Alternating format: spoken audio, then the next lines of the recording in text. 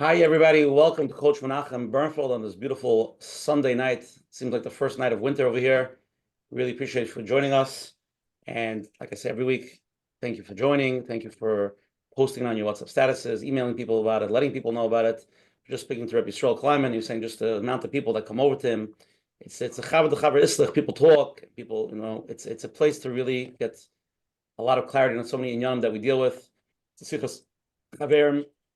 So let's continue growing and keep on moving the conversation. If anyone wants to join the WhatsApp chats, please WhatsApp me at 732-314-1710, and I will send you to the community chat. You can also go to menachembernfeld.com, and you can sign up for his weekly emails where he sends out the speakers, the replays, and all the hack in Coach Menachem land.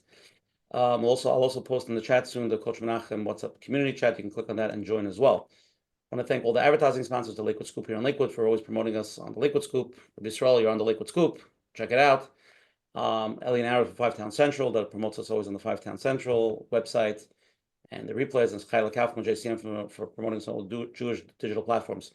Again, next week, Sunday night, November 17th. The speech is getting a little bit repetitive because we've been doing this the last few weeks. We're going to have an amazing share of Yisrael. It's going to be one of the best shiurim that we ever had here. And how do I know it's going to be so good? Because it's a surprise speaker, and it's a surprise for me, so we don't know yet. But Menachem, once we confirm it, just like we did that last week, and we have Rabbi Yisrael here this week. Menachem next week, the same thing. And now we're going to go to tonight's share. Tonight's share is 208, and we're going to turn to the gematria of 208, Rabbi Yisrael, and you're going to tell me how amazing this gematria is. We really were going to have you on a long time ago, but it had to work out with the gematria, so now we got you. Here we go. All right. Shalom Evracha to Zoom share number 208. Shalom Bayis Redefined. Why giving in isn't always the answer in marriage. One of the goals of Shalom Bayis is that each spouse should receive respect, which leads us up to tonight's gematria of 208. Nehagim bechem kovid. You will be treated with respect.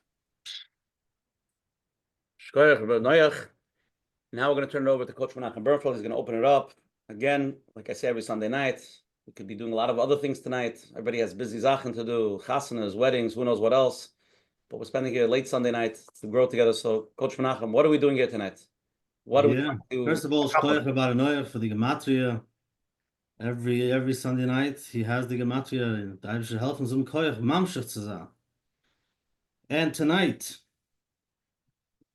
I want to welcome everyone. I know there are new people here. Welcome everyone to another Let's Get Real with Coach Menachem, and we're doing share number 208, Baruch Hashem, with a lot of siyata d'shmaya, like we hear week after week. Hashem is with us. Hashem should help continue.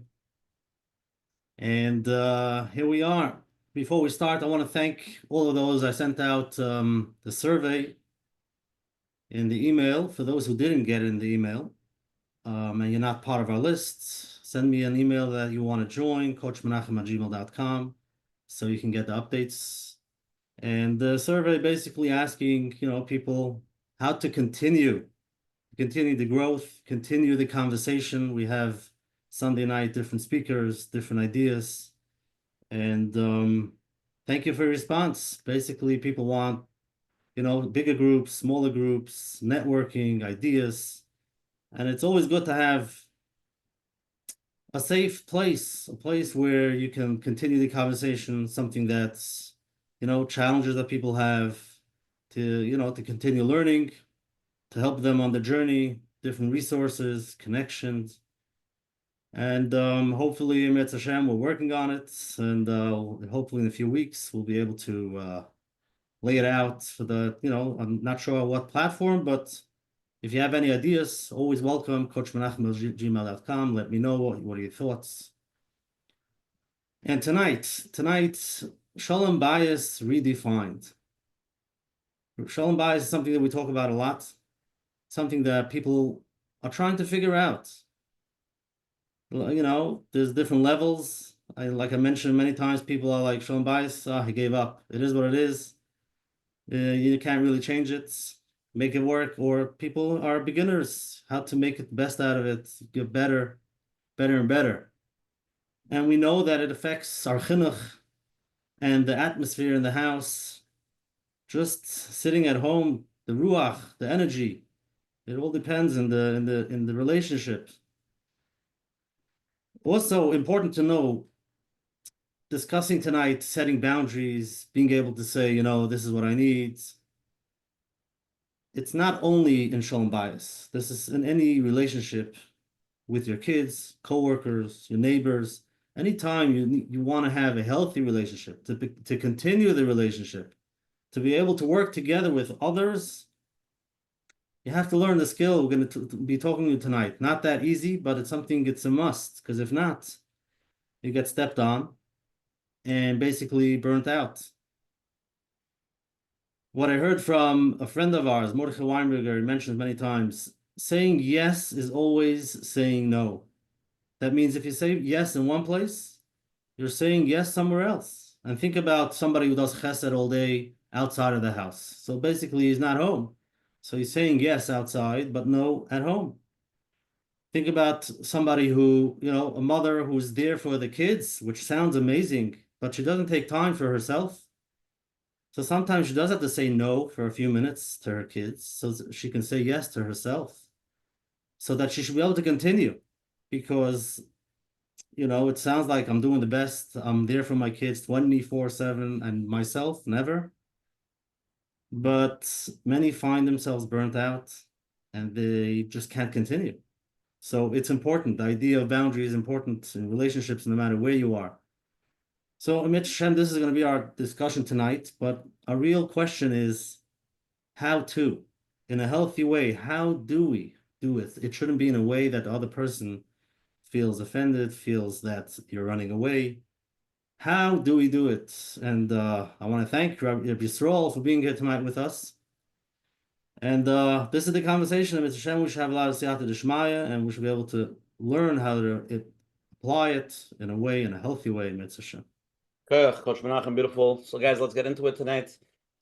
Okay, first I'm going to start off with reading Rabbi Yisrael's bio. Joel Yisroel Kleinman, LCSW, is a therapist in private practice in Lakewood. He works with adult males struggling with anxiety, depression, and relationship issues. He's the author of Parenting by Design and You Plus Me Equals We. He's an adjunct professor at Touro College teaching in the Graduate School of Social Work. He also wrote a book. I just said You and Me. I posted in the chat. Menachem will send out the link. And we appreciate Rabbi Kleinman for coming in. If anybody doesn't know, this is Rabbi Kleinman's son from Praying with Fire. No, I'm just saying that because Rabbi has been on our shir twice already, and we both shirim have been amazing. And also his brother-in-law, Yeshua Sachs, who's been on our shir also twice. He's also amazing.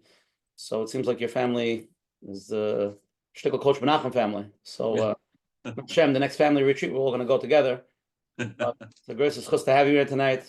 Stroll, the floor is yours. Open it up.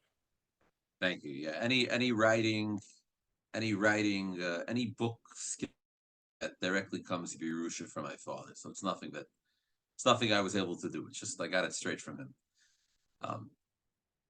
So tonight's topic is, as Coach Menachem mentioned, a really, really, really important and salient topic. And it's a topic that goes far beyond Shalom Bayis. It's a topic that really steps into other relationships. Pretty much any relationship. It's always going to be this interplay between boundaries and between closeness. And how do you navigate those things and how do they play off each other? Interestingly enough, the most difficult place to kind of apply this and to work it out is in marriage. So we're really starting in the most complicated spot of all of them. Other relationships are a lot of times a lot easier. A lot of times people who don't struggle in boundaries with colleagues and friends will struggle in Shalom Bayis. I would say maybe the second most difficult place to apply this is with children. But I'll see a lot of people who don't struggle with applying this with children. That they do a wonderful job, and they're able to dance the dance very easily, skillfully. But when it comes to marriage, they struggle a lot. So there's no question that when you're talking about the subject of boundaries, and you're talking about the subject of how that interfaces with relationships, the trickiest and most complicated place to apply that, and to apply that well and skillfully, and the place where it's going to be sometimes the most difficult to get the right tools worked out, is in marriage. Now, some of this is a product of the education that we've all been given. For the last many decades, the predominant, and I would venture to say the sole message of Shalom Bayis in the frum community has been about vatronos, has been about giving in.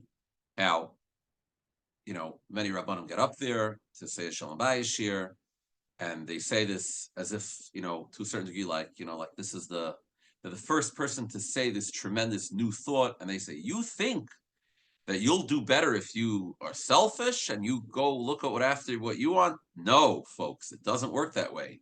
To the contrary, by giving to the other person, you gain even. This is really the thrust of Shalom Bayis education over the last many decades. And it's a very good message. It's a wonderful message. And there are a lot of communities outside of our community where this is not the message. This is not the dominant messaging.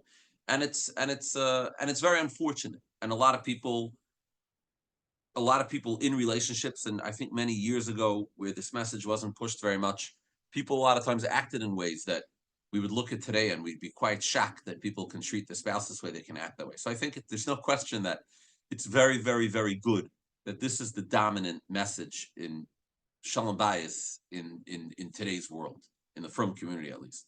On the other hand, it's like the Rambam says. The Rambam says that you have a lot of midas, and you can't say this is a good midah or that's a good midah.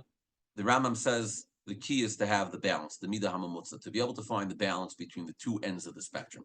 So I wonder if perhaps, and this is a lot of what I've seen in my own practice, is that perhaps the message has been pushed very far on that end, and we need maybe a little counterbalancing of that message, a little counterbalancing of like, okay, so when is Vatronas not necessarily the way to go? So really, the book that I wrote and the approach that I've taken has been a bit of a counterbalance. It's making that assumption that I'm talking to someone who's living in a world that's so inundated with the message that Vatronas is what's so important, and now we're kind of trying to bring a little balance the other way. If you're someone who doesn't know of this message, who's not aware of this concept, who hasn't heard this ever before, then I don't know if necessarily this is the message for you, what I'm going to say tonight. So I just want to start off with that piece, that this is given in a context of a community and of a world where the predominant message for the last few decades has been the way to have a happy marriage is to be nice and to give into the other person. Happy wife, happy life, and ishik sher iser tzayin baila. And these are really, again, the predominant message. And the struggle is that where this doesn't work is when it doesn't work. So where this doesn't work is in a few different areas that you can really map out. So one example is what happens if you're in a relationship with somebody, you're married to somebody, and you have a different shita of what's right and what's wrong. So maybe you believe that it's really important for the kids to be very sheltered, that they shouldn't read Goyish books and they should only read Yiddish books. And what if your spouse believes that it's really, really important for the kids to have a broad education and them to be exposed to the world? And this is not a question of, I want more ice cream and you're going to take all the ice cream. I want something and you want it, then I want what's yummy for me and you want what's yummy. To the contrary, I'm not in this because I get anything out of it. I'm not in it because it does anything for me. I'm in it because I genuinely believe at the bottom of my heart that this is what's right for my children. I genuinely believe at the bottom of my heart that is the right thing for my children to be sheltered to this degree. And my spouse might believe from the bottom of their heart that it's best for the children to have this amount of exposure. Maybe they believe, if you don't ever expose a child, then when they come into the real world, it ends up turning them upside down and they're not ready for it. So what do you do when the area of conflict between you and your spouse is not something about something I want or something that you want? It's something that I believe is right and wrong. What do you do then? How are you going to balance that? How are you going to say, okay, I'm just going to give in, I'm just going to be mevater? What if I believe that the right thing, the right way to parent children is you have to be strict? This generation, everybody's so, everything goes, all this unconditional love, shtusim, and you could just do whatever you want. There's no boundaries and kids need boundaries. And what if my spouse believes that the right way is to give unconditional love and the children are only young once and they should have the experience of being a carefree child? How do you resolve that? Do you just say, okay, I'm just going to be mevater, but 1 second, but you might believe that this is corrupting your children. It's doing the wrong thing for your children. So a lot of times you end up with conflicts in a relationship where it's not a question of what I want and what you want. It's a question of what is right and what's wrong. How could someone be mevater on that? How does that answer of Vatronas just answer that question? So that's like one example of a place where Vatronas doesn't necessarily solve your problem. Another domain where you might struggle if Vatronas is the only tool in your toolbox is when you're dealing with something that really, really goes and cuts to the core of who you are. This is something that's really, really important to you. So let's say you're somebody who, for you, living in town, you mamish, you can't function. You can't. You grew up out of town. The pashtus and the relaxedkeit and the pace of life, all of it, the space, this is what gets you neshama going. And when you live in the city, you mamish, you can't drive, you can't go around, you feel like everything's so dangerous. The sirens late at night, you pasha can't function.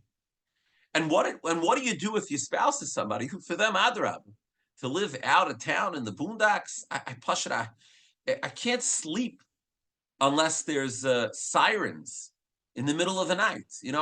I can't sleep unless I hear people running through the streets and making loud noises. I can't sleep, I can't live, I can't function unless there's at least 12 frum grocery stores within the 1 mile radius of my house. I can't. I'm going to live in a place that has only 3 kosher grocery stores. I can't function. There's 1 shoe store, there's 2 shoe stores. What am I supposed to do? How am I supposed to live? There's no people here. So what do you do if that is your tunas hanefesh? You didn't do anything to make yourself this way. This is how everybody should have made you. Some people thrive in a big city. Some people thrive in a bustling place. And some people thrive at a much more relaxed pace, in a much more toned down place. Some people need to be the person that if they're not there, the community is not going to be the same. They need to be somebody who, it's really important to be someone who's important in the community. When in certain communities, you live in the community, every single person counts. And for some people, they need the anonymity. They need the ability to blend in. Nobody should be looking at them. They shouldn't be such a big thing. They need to be able to not be home for 3 Shabbos and no one even chaps. So what do you do if your personality is one of these ways and your spouse is the other way? Are you just going to magically be able to change who you are? It's really difficult to change one midah. The Gedolim say is more difficult than learning half a shas. You're gonna change not just one midah. You're gonna change your whole personality. You're gonna become a different type of person in Gansen. What if you're super outgoing and a big extrovert, and your spouse is a big introvert, right? And I'm sure this is very rare. I'm sure nobody on this listening right now has this experience. But what do you do if something like this happens?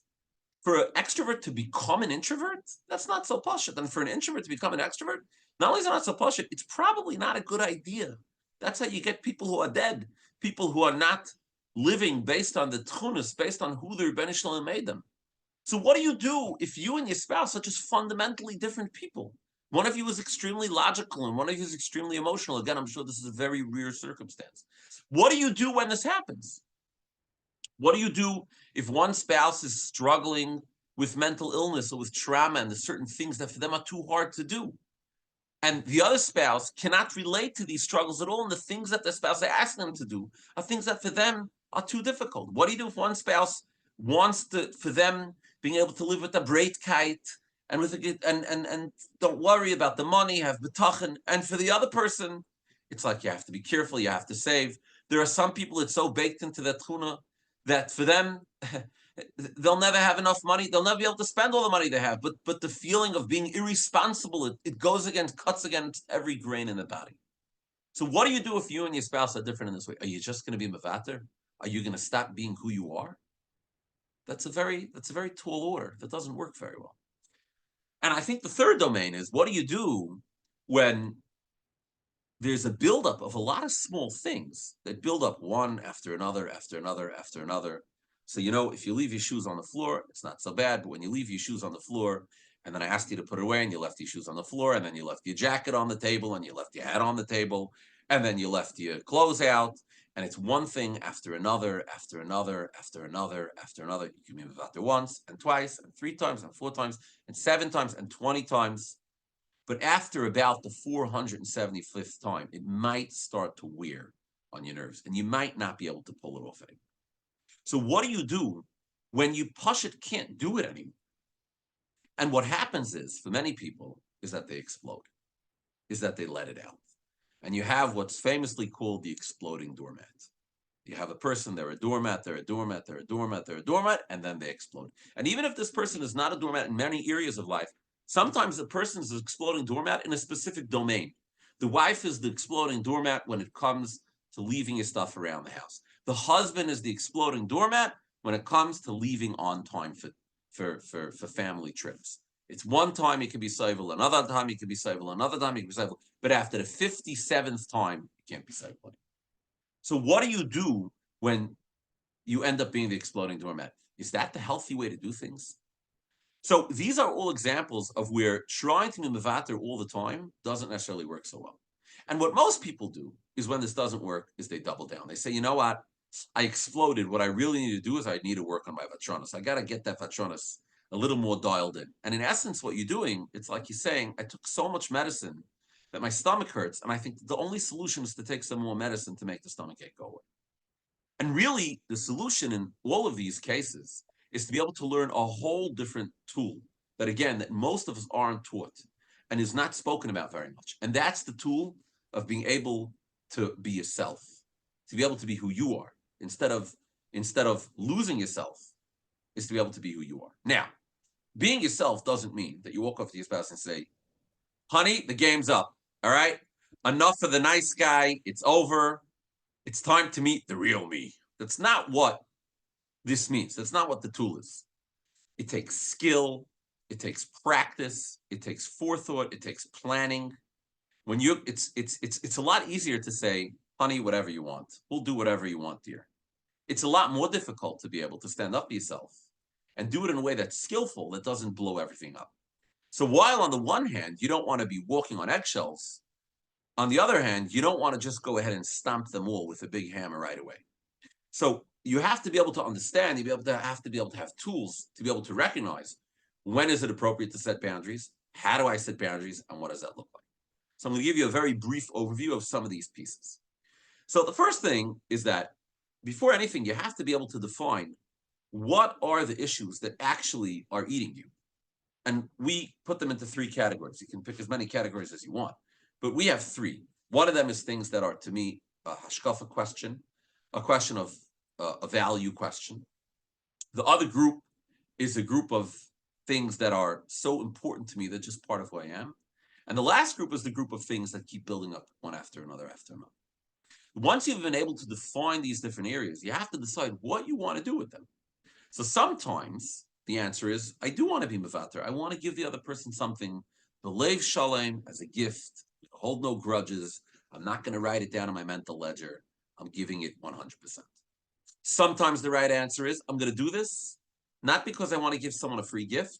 I'm doing this because I think it's a good strategic move. I think there's a decent chance that if I give in over here, that it will work out. Maybe if I go to my wife's parents for Shabbos with a smile, maybe she'll be extra nice to me over Shabbos. We'll find out. You're running an experiment. She doesn't owe me anything, but I might try. The third example of what you might do is you might do something where you say to the other person, listen, I'm happy to go. I'm willing to go, but I do want to let you know, I didn't really like it there so much. It's not so enjoyable for me. Where you say how you feel about something, but at the same time, you're telling the other person, I'm still willing, belev shalom, to do what you wanted, to do it your way. And at the same time, I'm letting you know that the facts on the ground are, I don't enjoy this. A little more higher level of dealing with this is saying, hey, I'm leaving the decision up to you, but I'm asking you if we could please not go to your parents for Shabbos. And the last level, which is kind of like the most extreme level, is to say, hey, listen, I'm not going to your parents for Shabbos. I'm not coming. Now, in that example, it's a little more extreme. But in other examples, it's not so extreme. So, for example, your spouse wants you to speak more strictly to the children, and you think you should be more gentle. You might say to your spouse, I'm going to speak more strictly, but I want to let you know, I don't think it's the right thing. You might say, hey, listen, I'm asking you, I'm leaving the decision up to you, but I'm asking you if it's okay with you if I speak more gently. Or you might say, listen, I understand that you want me to speak more strictly, but I think this is the right thing. I'm going to speak more gently.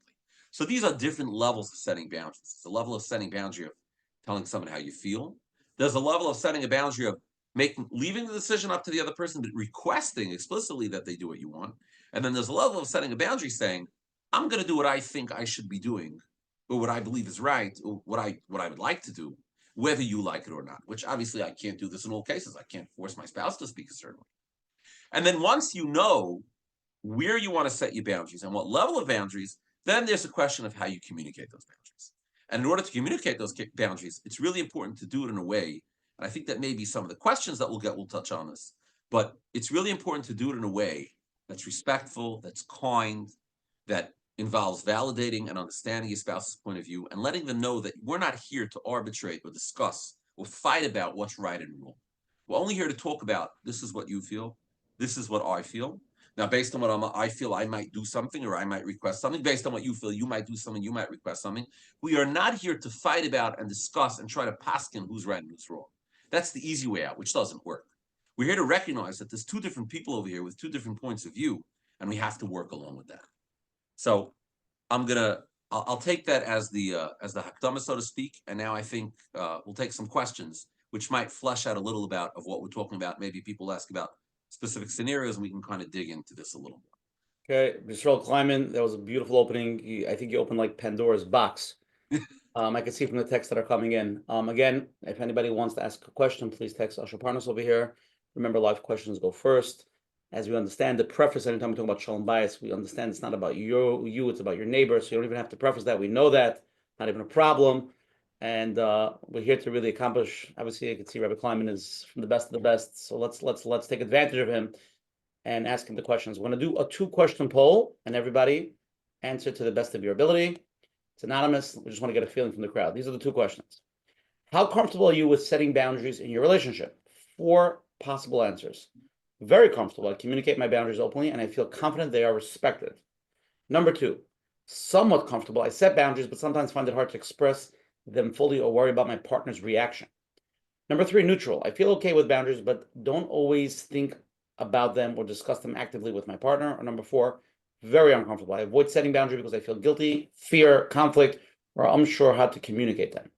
So those are the 4 options. Please answer what describes your scenario the best. And let's go to the second question. Which area is the most difficult for you to set boundaries in your relationship? So let's say for the people that could set boundaries, even if it's a struggle, but which is that boundary which you're having difficulty with? Is it time and personal space? Balancing myself for balancing time for myself versus time for my partner? Emotional needs, expressing my emotional limits and when I need support or space. Number 3, communication, setting boundaries around how, when, and how often we communicate.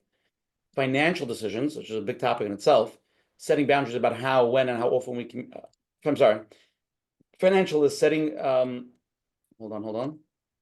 Financial is discussing spending habits, budgeting, and shared financial responsibilities. Anytime that's a topic that you like to stay away from. Or the 5th choice, physical affection and intimacy, communicating about comfort levels, about personal boundaries around physical closenesses.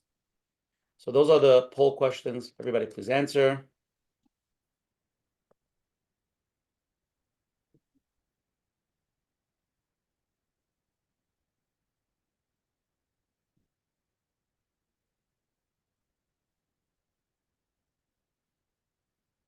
Okay, now after in about 5 seconds, we're going to end the poll, and then Rabbi Yisroel, we're going to review it, and we'll discuss it, and then we'll go into, again, anybody who wants to ask live questions.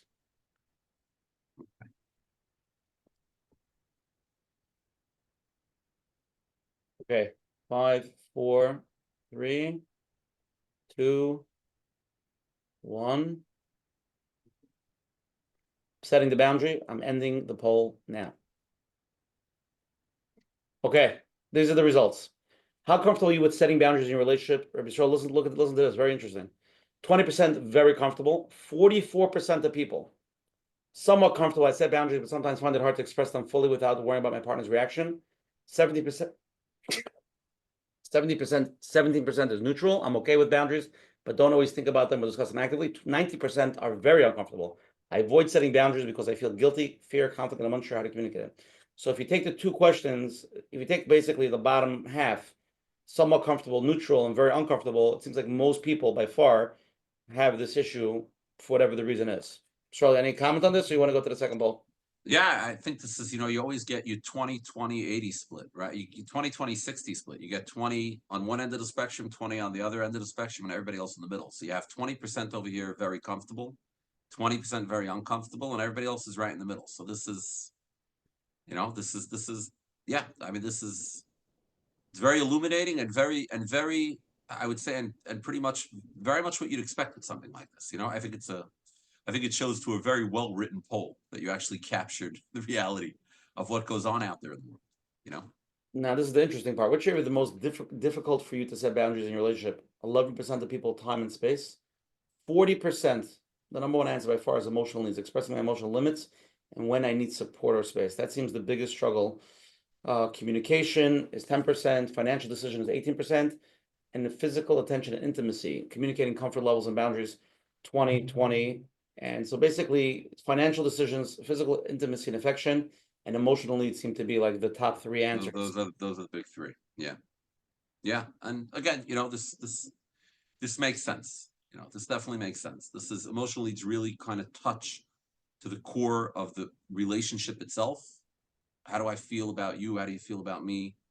How do I feel about myself? And how are you there for me when that happens?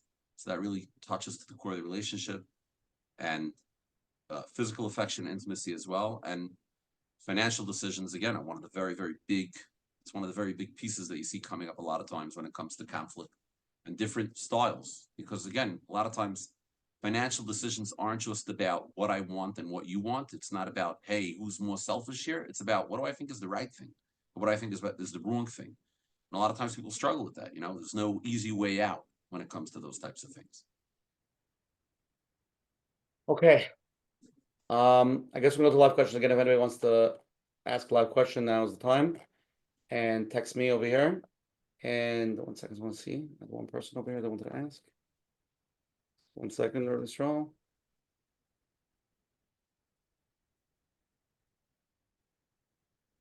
Okay. I'm gonna go to the first question. Somebody sent a question. As a wife, and a devoted wife, a wife is to do whatever the husband wants, no matter, right? They taught us always in school, or selling bala. I don't even understand tonight's topic, because Maisa, we're brought up is that a wife is always doing the ratzon of her husband. So what does this mean? The concept of boundaries and what I need, what he needs. So I'm having a hard time understanding even the topic. Okay. It's a really good question. I would say that if the questioner finds that she does Ritzayin Baila and it's working out for them, and to the contrary, they have a great, flourishing relationship, and she feels very happy and he feels very happy and they're getting along together, then Matov Manayim. And I genuinely mean this, like Matov Manayim. There's no mitzvah to set boundaries today. There's no mitzvah in the Torah that says set boundaries. There's no 11th commandment.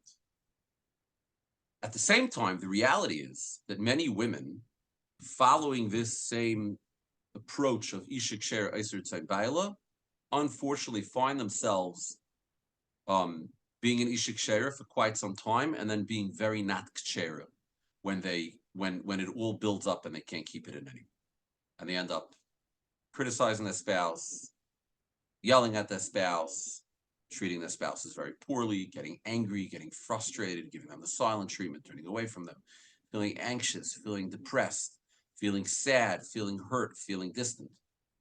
Unfortunately, that's the reality for a lot of people. So it's lovely to have an idea, and if the idea is working for you, then matov manayim. The question is, what do you do when it's not working? Like, what should you do about it? So I think it was Einstein who said, if you keep the definition of insanity is doing the same thing over and over and expecting different results. So if you're being an Ishik Sher Eiser Tzai Baila and your marriage is flourishing, you have emotional closeness, you find yourself acting in ways that you're happy about, your house looks the way that you'd like it to look, and things are mamish rosy, then keep it up.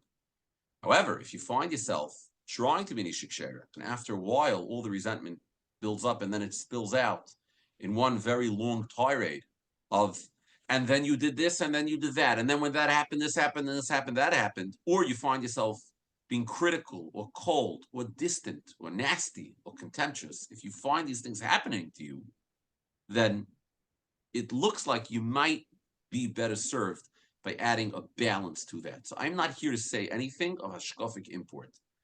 My brother is a very chashuv rav. My father is a very chashuv rav. I am not a rav. I am just, despite the fact that our school wrote rabbi on the book, I'm not a rav. I'm not a paisik. I'm not here to paskin. I'm not here to serve as anybody's rav. I'm only here to act as a pragmatist, to ask you one question: is it working? If it's working, keep it up. If it's not, then something else might be useful to you. So what I would add is many times the husband would want to hear her opinion. She thinks whatever you say, whatever you want, whatever, I don't have any of my own. And even if everything is working out, sometimes he might say, wait a second, you're amazing. You're doing everything I want, but I want to hear you, where are you? We want to have a relationship here. So if it's working, you can take it to the next level. It's possible that you might be scared, being vulnerable. We're going to talk a lot about being vulnerable tonight, especially if you feel you can't because your spouse might not take it the right way. But it's something to think about. Where are you in this relationship while you're doing everything for him? It's very, very, very, very powerful point. Absolutely. Very, very powerful point. Thank you. Thank you for mentioning that. Yeah. Think about it. Yeah, many people, or most people, want to be in a relationship with another person. They don't want to be in a relationship with a clone or a mirror image of themselves. It's usually not necessarily a good sign if someone can't tolerate or isn't interested in someone who has any other opinion other than themselves, or has any day or any world other than themselves. So, absolutely. So, again, part of was if it's working out for you wasn't just if you're not fighting and you're not plotting. Is it working out for you that you have an emotionally close relationship, that you're connecting, that you're really connecting? And sometimes inside of this approach, there's a tremendous disconnect, a tremendous lack of connection, because one of the people just isn't showing up in the relationship at all. So yeah, absolutely. It's a very, very powerful point. Thank you. Hey, Yisrael, let's go to the first live question. Okay. Okay, unmute. Hello, my name's Maxine. Thanks for the shiur.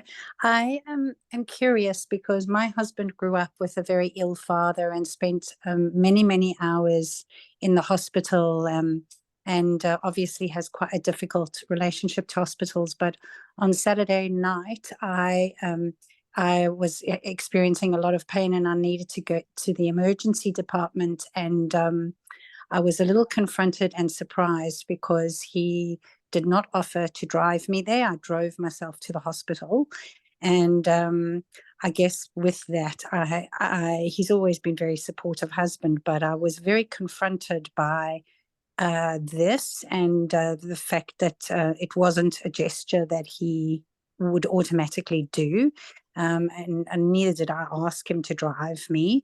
So I was just curious about how I could address this and get him to reflect on his character and the behavior that he chose.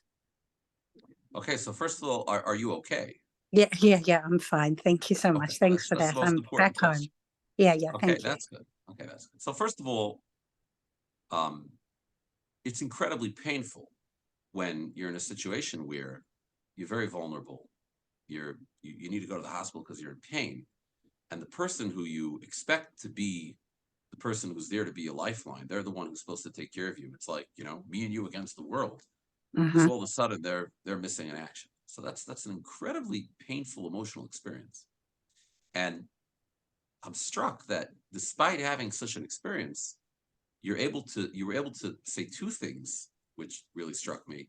You were able to say, hey, I know that he had this growing up with his father and was really difficult for him. And you have the ability to kind of look at his perspective and see what he's experiencing. And then you said something else, which was very charitable. He said that he's really generally very supportive of him. Yeah.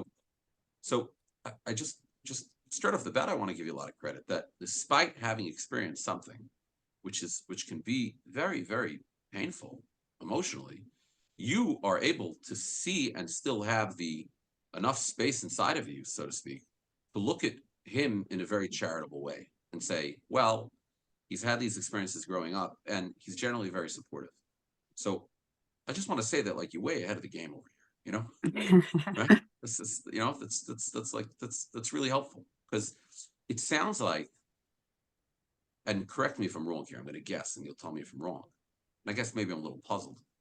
I'm wondering if it wouldn't be obvious. And again, so there must be something I'm missing here to say, hey, listen, I know that you had a really rough experience growing up, and that I wonder if you have a tremendous aversion or a fear and anxiety around hospitals. And the truth is, you're really, really supportive of me all the time. So I'm kind of wondering what happened Friday night. Like, what was going on for you? I guess I'm kind of wondering if Yeah, I that's like that. kind of I like the like first that. conversation, and what would happen over there in that conversation. Yeah, it's good for me to remain curious about that. I think that's spot on. Thank you. That's really clarifying. Because it is quite kind of puzzling, right? Yeah. Like, Yeah. what did happen, right? And I wonder Yeah. again if that conversation, if you're coming from a place of validating him, which I don't have to tell you to do because you did it on your own, unprompted, then that's not going to be a very threatening conversation for him. When you're leading with, hey, I know where you're coming from. I know that you're a good guy. I know you love me. I know you're there for me. So what happened? And it was really painful for me, and hey, I'm not even saying that you were in a place that you could have done that. Maybe it was too hard for you, but let's talk about this. Okay. Does Great, that sound thank you. useful? Yeah, that's really useful. Yeah, it's good conversation starter. Thank you. Okay. You're very welcome. Listen, you gave it, you made it a little easy. You gave me those pieces, questions. Thank you. Okay. We have a lot of questions over here. Let's see over here. Let's see this. Hanaroch, you want to mute?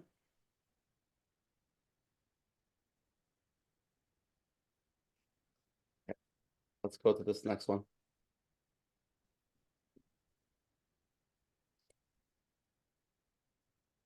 Hi. Hi. I hope my question is going to come out clear because I feel like it's pretty layered. Firstly, to start off, the 3 categories that you divided the areas of the areas of conflict. So I don't know if you were sarcastic when you were saying introvert, extrovert, different values. But like I was. I apologize that I didn't mark that out clearly enough. I was making a joke, as it were, that hey, this is not a common thing, but it is extraordinarily common. Yeah. Right. So thank you for bringing that up. Because I very much in every single area, in the values and in the core natures and in the build up, I have a lot of checks in all those areas. So I guess I'm just gonna try to keep my question as specific as I could. So just like a recent situation, I have certain things that I want to do or I would want for myself, and then I tell my husband about it. I'll say this is what I want to do or whatever. And at this point, in the beginning, he would let's say he would say no or whatever, I would just right away give in. But at this point, I realized, come to the realization that it's not the right thing for me to do. And so I'll say I want to buy this or I want to do this. And I know it's again a little kind of goes a little bit against his nature or his values. So he'll say he'll tell me hey, look, do what you want, X, Y, and Z, but do what you want. And it feels so disconnecting and so guilt tripping and so not I'm trying to understand how when setting boundaries and you don't want to create all that distance all the time. Yeah. This is just one scenario and it's constant. I'm saying I could give another silly example, where he asked me if I would want to do something with him and it was actually late at night or I don't remember exactly. I didn't want to. I told him that I don't really feel like if you really want, I'll do it for you. It's okay, I said what I want, and now you decide. And he threw it right back at me, and I'm like, okay, I'll do it. But I was resentful the whole time. It's I didn't even know if it was worth it. Yeah. Okay. So I have to just give me a moment. Let me kind of take this in. Okay. So it sounds like you're saying that, first of all, in all 3 domains, that you kind of find yourself checking some of these boxes, values, things that are really important to you, and kind of the buildup. Is that correct?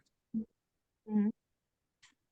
Yeah. And it sounds like you're saying that, hey, I used to always kind of give in, and now I push back. But at the same time, I feel like in the pushback that he'll kind of say I've said my piece, now you kind of do what you want, and you kind of feel like that creates a certain sense of distance. Is that correct? Mm-hmm. Yeah.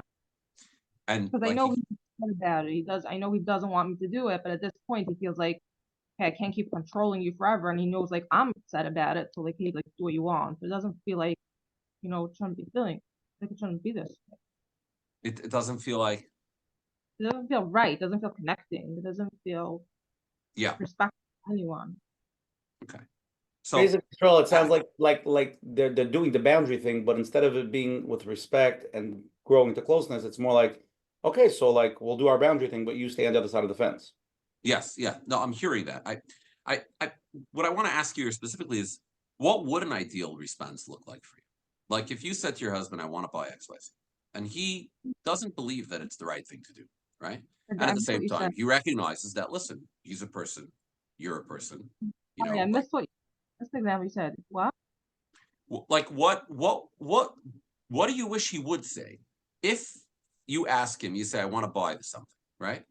Mhm. And he and it's something that he feels like it's not the right thing to buy, you know, it's not the right thing to spend the money on that. Okay, but at the same time he recognizes that he's not the dictator over here, you're also a person, and Mhm. you feel like you should buy it, and like he doesn't feel like it's right for him to necessarily impose his point of view here. So what would you like him to do, in a sense?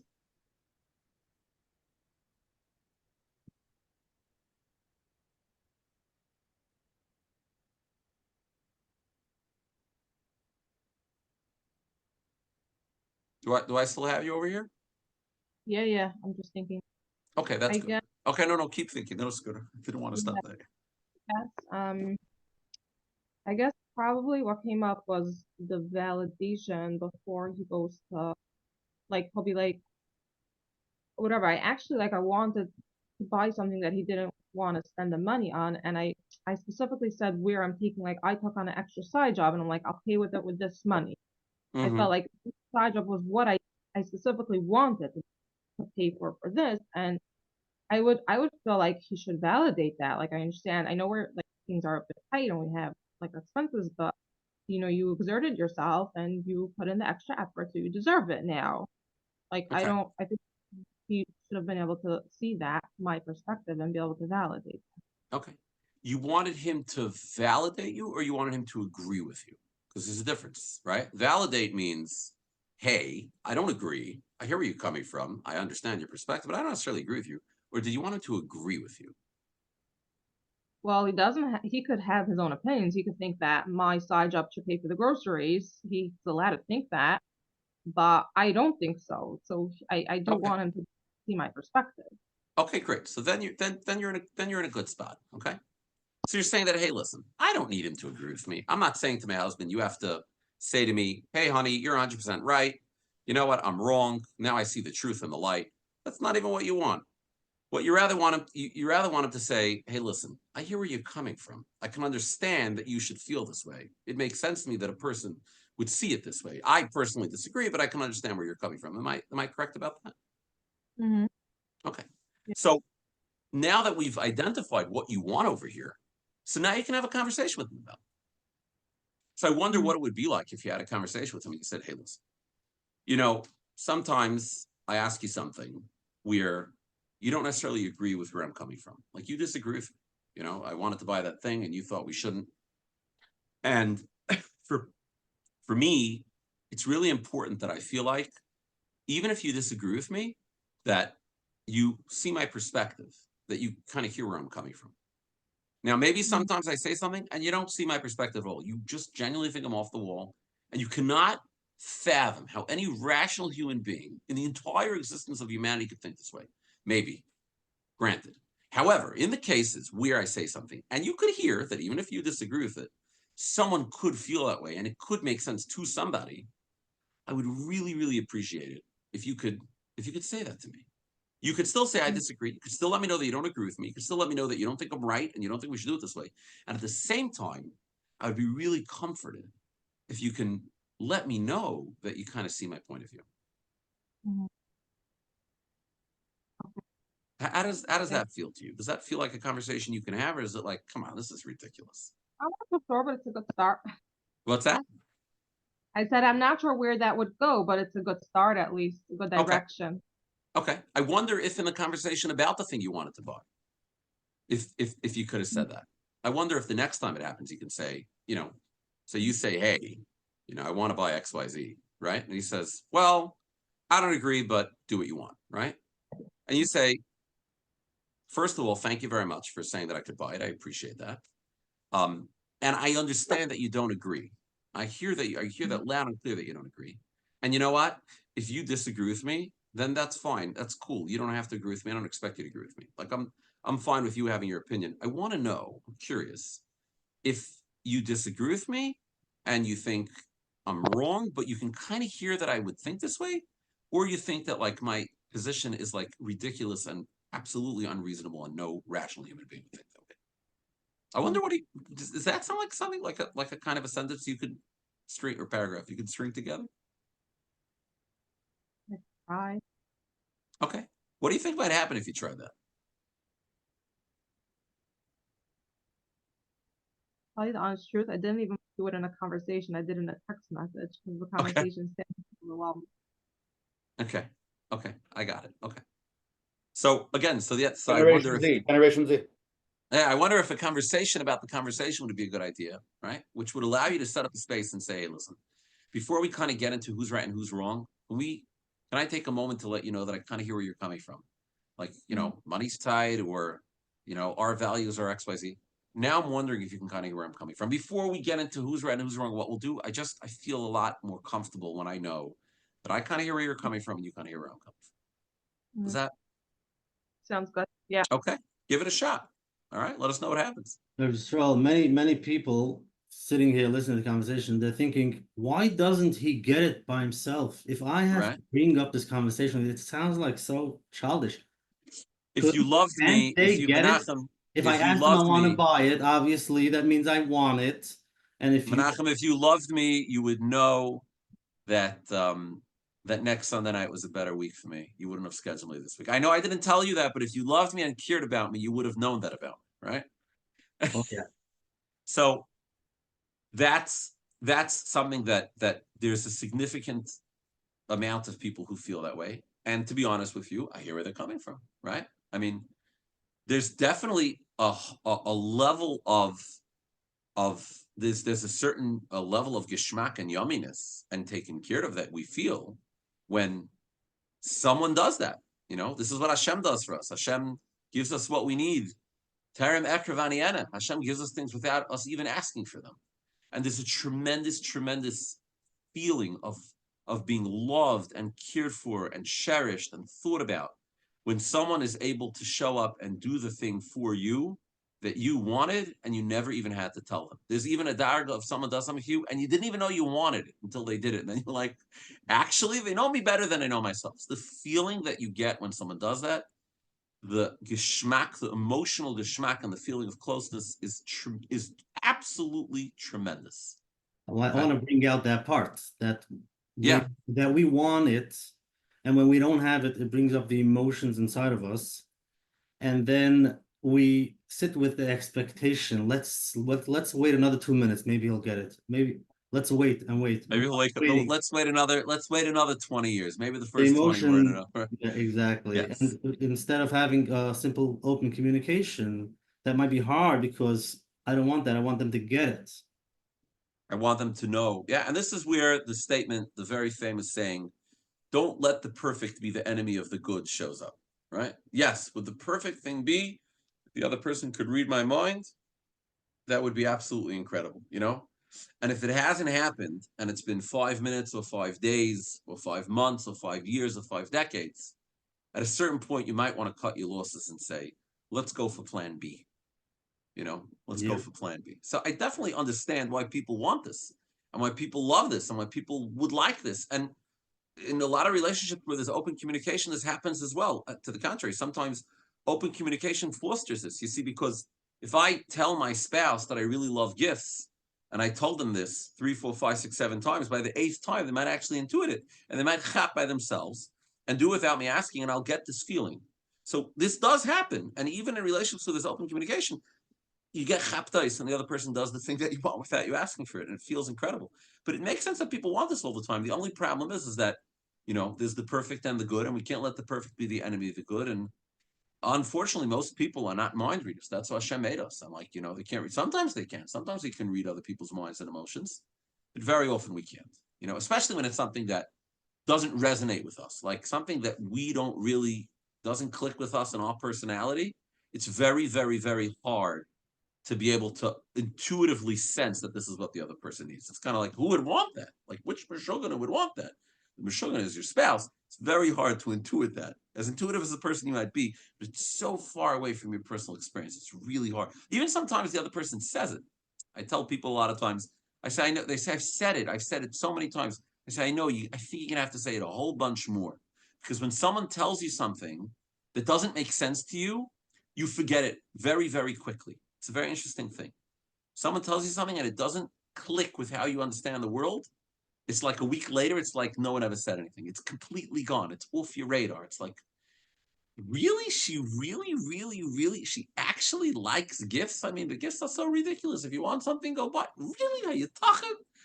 He really likes compliments? What? Why? What is a gift? You know you did a good job. What do you need me to tell you? Are you talking?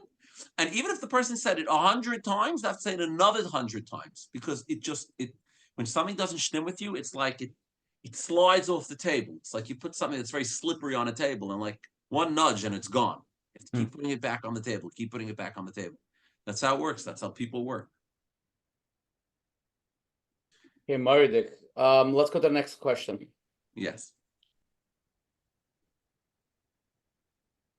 Hi. Hi, thank you so much.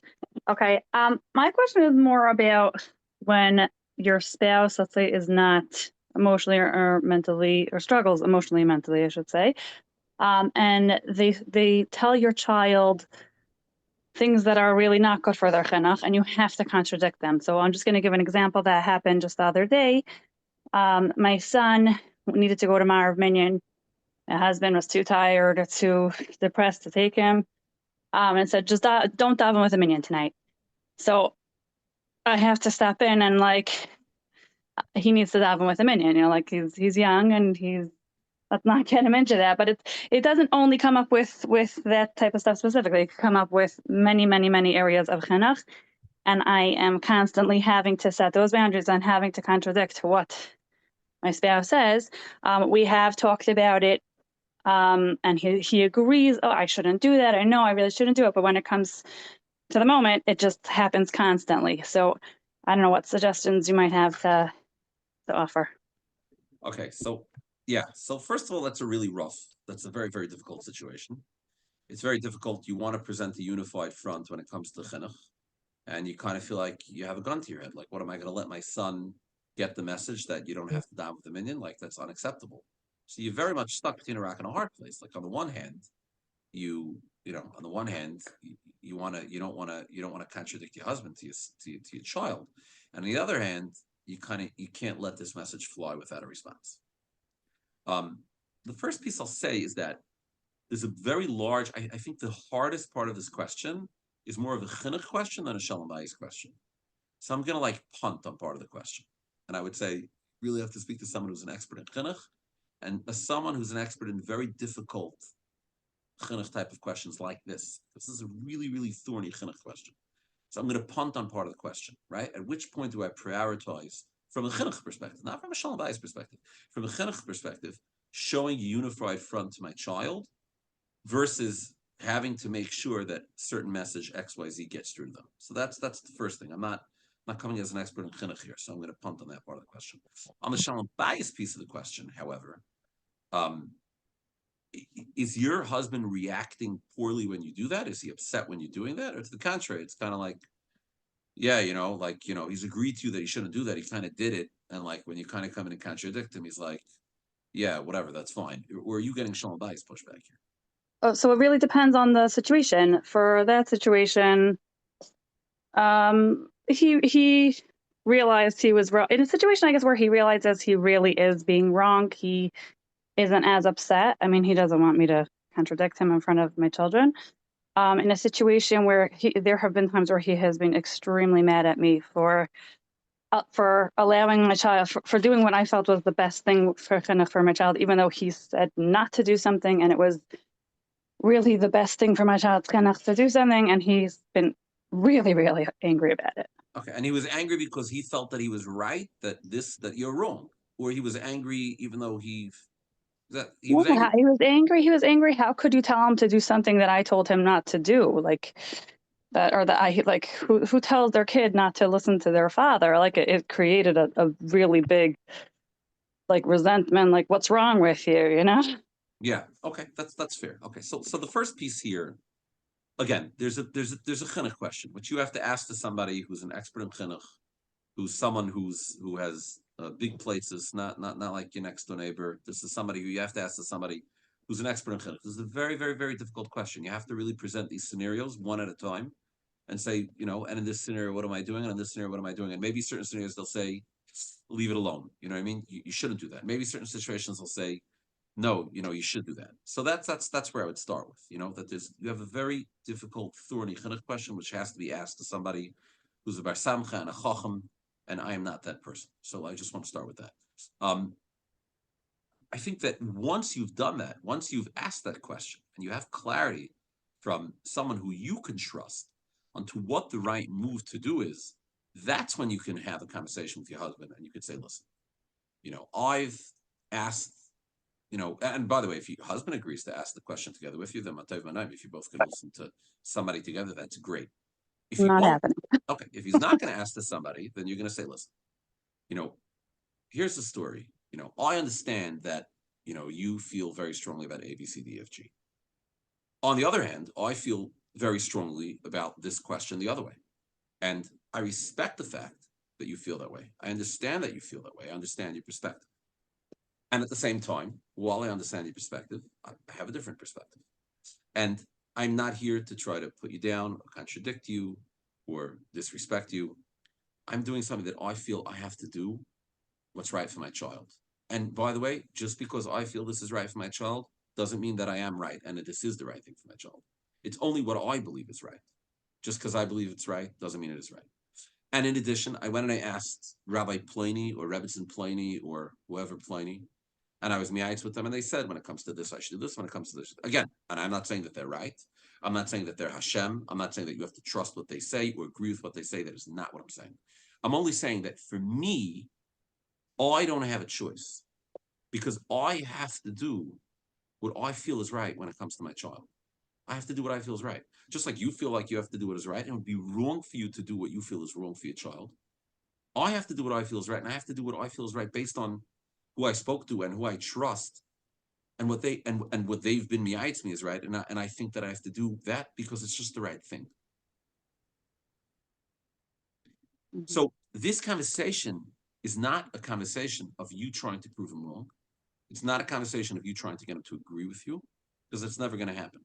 That would be the dream scenario, if you just lay down the facts, and he would wake up and chap like, hey, 1 second, I'm a fool over here. My wife's got it right. I gotta take some impulse control work, so I shouldn't say these foolish things.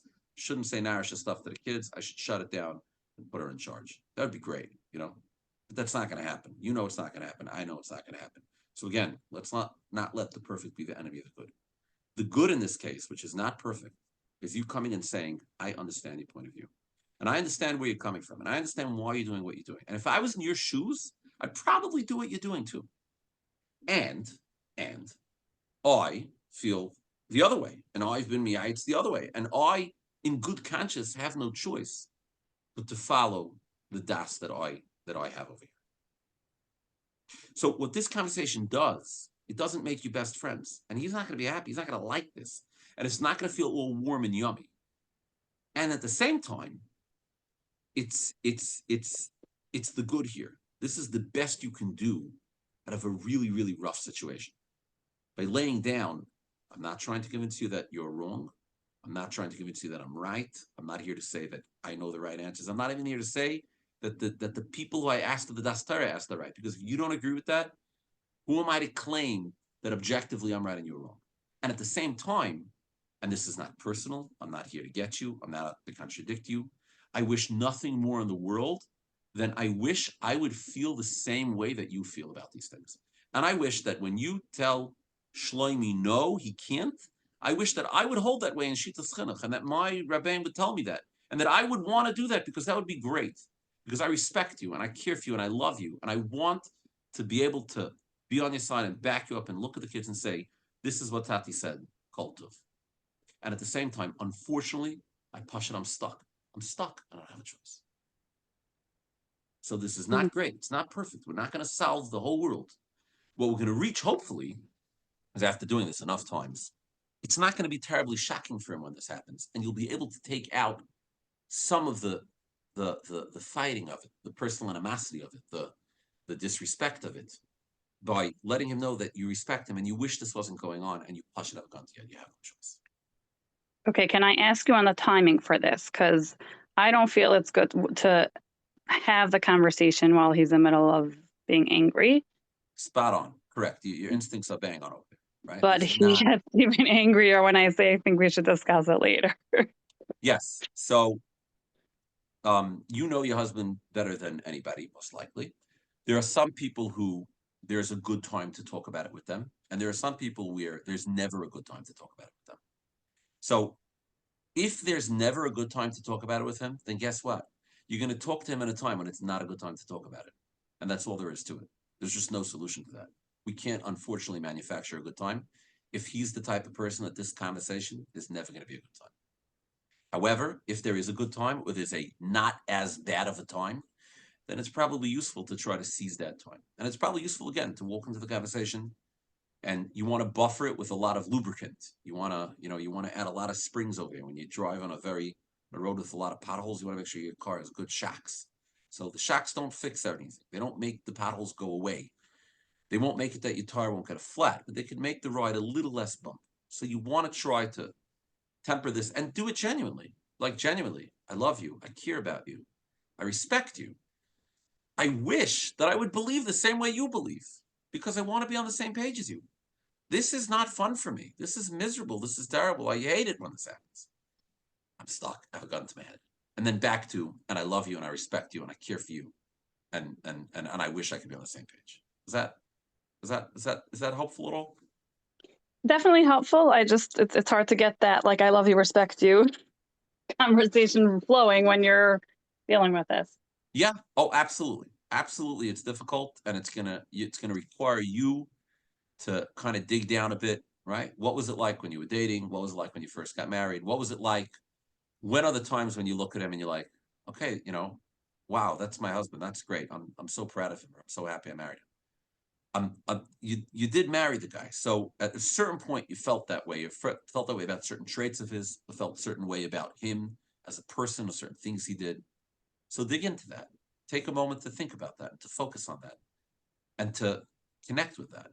So that when you come into the conversation, you're coming to the conversation from a place of, this is someone who I love. This is someone who I respect. This is someone who I care about. Or maybe I don't love them today, or respect them today, or care about them so much today. But this is a person that there was a point where I felt this way about them, or there are parts about them that I feel this way, or parts of me feel parts of them about this way, right? We can kind of, right? If we come in with as much of that as you can muster, I don't know how much you can muster. I don't know what your relationship is like. But if you come in with that as much as you can muster, that will hopefully be somewhat of a shock to the conversation, a lubricant. But again, this does not mean that it's going to go well. He might get really angry and he might storm out of the room, and you might have to go back and do this a few times. And you might have to have a conversation about having the conversation. Hey, I want to talk to you about what happens when we discuss difficult topics. Sometimes when we discuss difficult topics, you raise your voice, you walk out of the room, and you call me names. Last time you said, I'm stupid and I'm just like my mother and I'll never understand. And I want to tell you that when you do that, it's really hurtful for me. And I really, really wish that we could have a conversation, that we both stay calm and that's productive, that even if it's a conversation that's uncomfortable for me and uncomfortable for you, we can have it together without calling names or without getting heated. So there might be a lot of work for you. Again, I don't know your relationship, but there might be work for you to have a conversation about the conversation, and to make sure that whatever conversations you're having are coming in with a tremendous amount of lubricant, a tremendous amount of buffer, tremendous amount of social skills.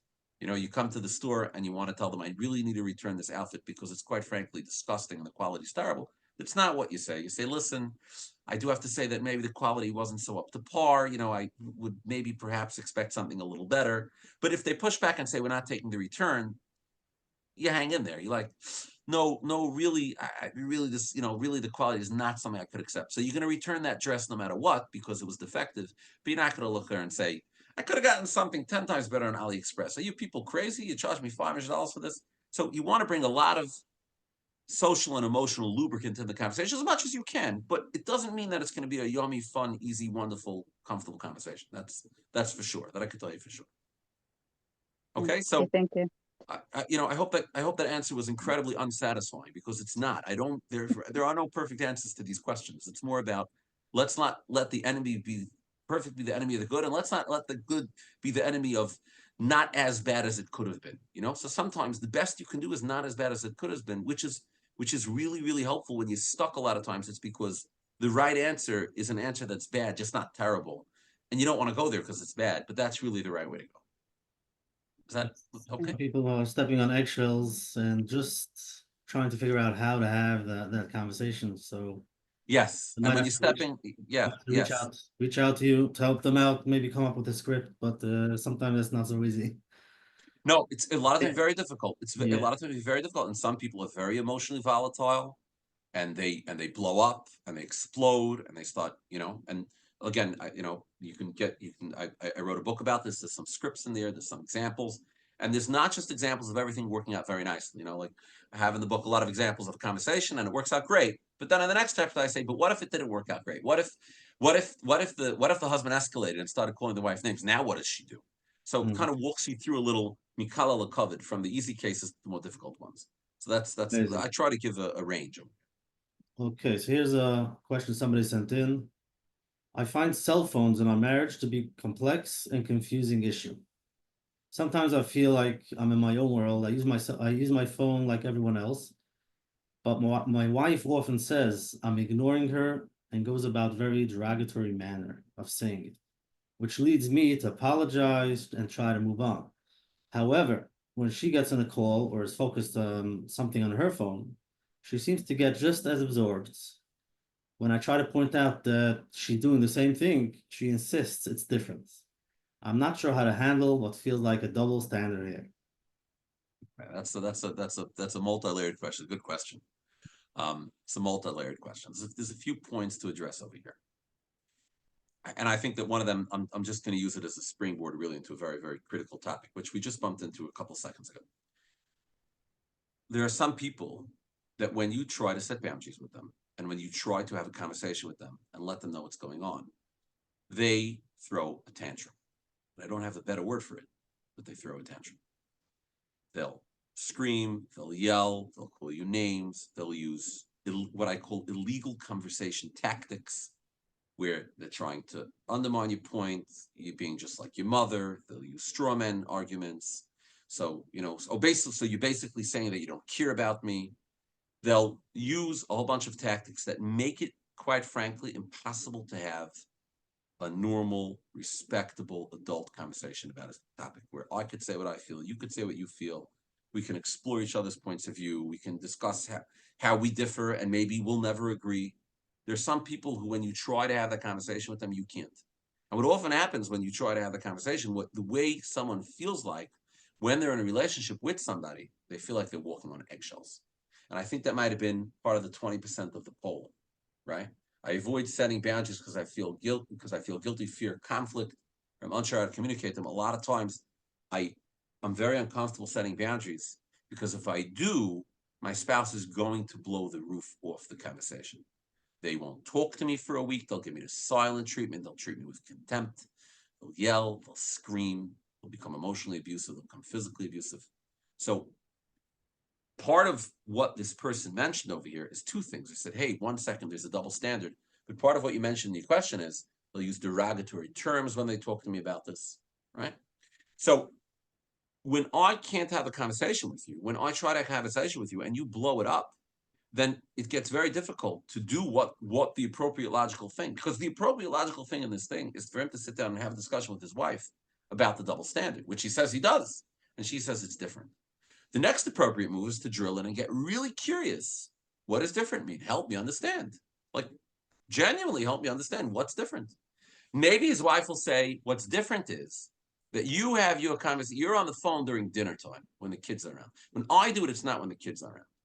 Oh, okay. So now she's saying something. From the time she's saying that she has a really big problem with someone on the phone when the kids are on the family time. When someone's not a family time, then she's okay with it, right? Now, maybe he'll agree with that. Maybe he won't agree. Maybe he'll decide to experiment with that. Maybe he'll decide to experiment with that and stop using his phone during dinner and around the family and only do it when it's just the two of them together and see what happens. Maybe she'll be fine with that. Maybe she won't be fine with that. And then he gets to have another conversation about it. So without this piece of derogatory and walking on eggshells and someone blowing up conversations, you can have these conversations. You can be very curious. You can try to figure out what's going on. Like the first question we had was like, hey, help me understand what's going on. I want to genuinely understand. I want to understand what's different. Explain it to me. Let's get into the nitty-gritty. Let's pull some test cases, Why was this different than that? Right? Not to win, not to fight, but to understand, to genuinely understand. Where you can't do this and where you run into trouble when this happens is when the other person isn't willing or isn't able sometimes to have that conversation with you because they get angry, because they get upset, because they give you the silent treatment. So there's really two critical pieces over here. One of them is like we discussed. You have to be able to have a conversation about the conversation. So we're not talking about the cell phone now. We're not talking about the chinuch. We're not talking about the going to your parents for Shabbos. We're not talking about forgetting your stuff on the floor, not cleaning up after yourself. That's not what we're talking about right now. We're talking about the fact that I'm approaching you to talk about the fact that, hey, last night I tried to discuss something. If you're in the middle of discussing something, and in the middle you called me a name. I'm asking, and I want to tell you that when you said that to me, it really hurt me. I want to be able to have a productive conversation with you, where I hear what you have to say, and you hear what I have to say, and maybe we agree, and maybe we disagree, but we get it out in the open. And instead, in the middle, you called me a name. Could you please not call me a name? That really hurts me. So to start having a conversation about having a conversation. So that's one piece. You can have the conversation about having the conversation. This is a trick that therapists do all the time. When you're sitting with your client, and it's a trick, but I say that tongue in cheek. It's a very valuable technique. You're sitting with your client, and the therapy is not working. And we were talking about your anxiety. We're not getting there. Now we might start having a conversation about how is the work together going? Like what's happening over here in the room over here? Hey, look, it seems like you're very frustrated with me, Mr. Klein. Tell me what's going on. Let's talk about this.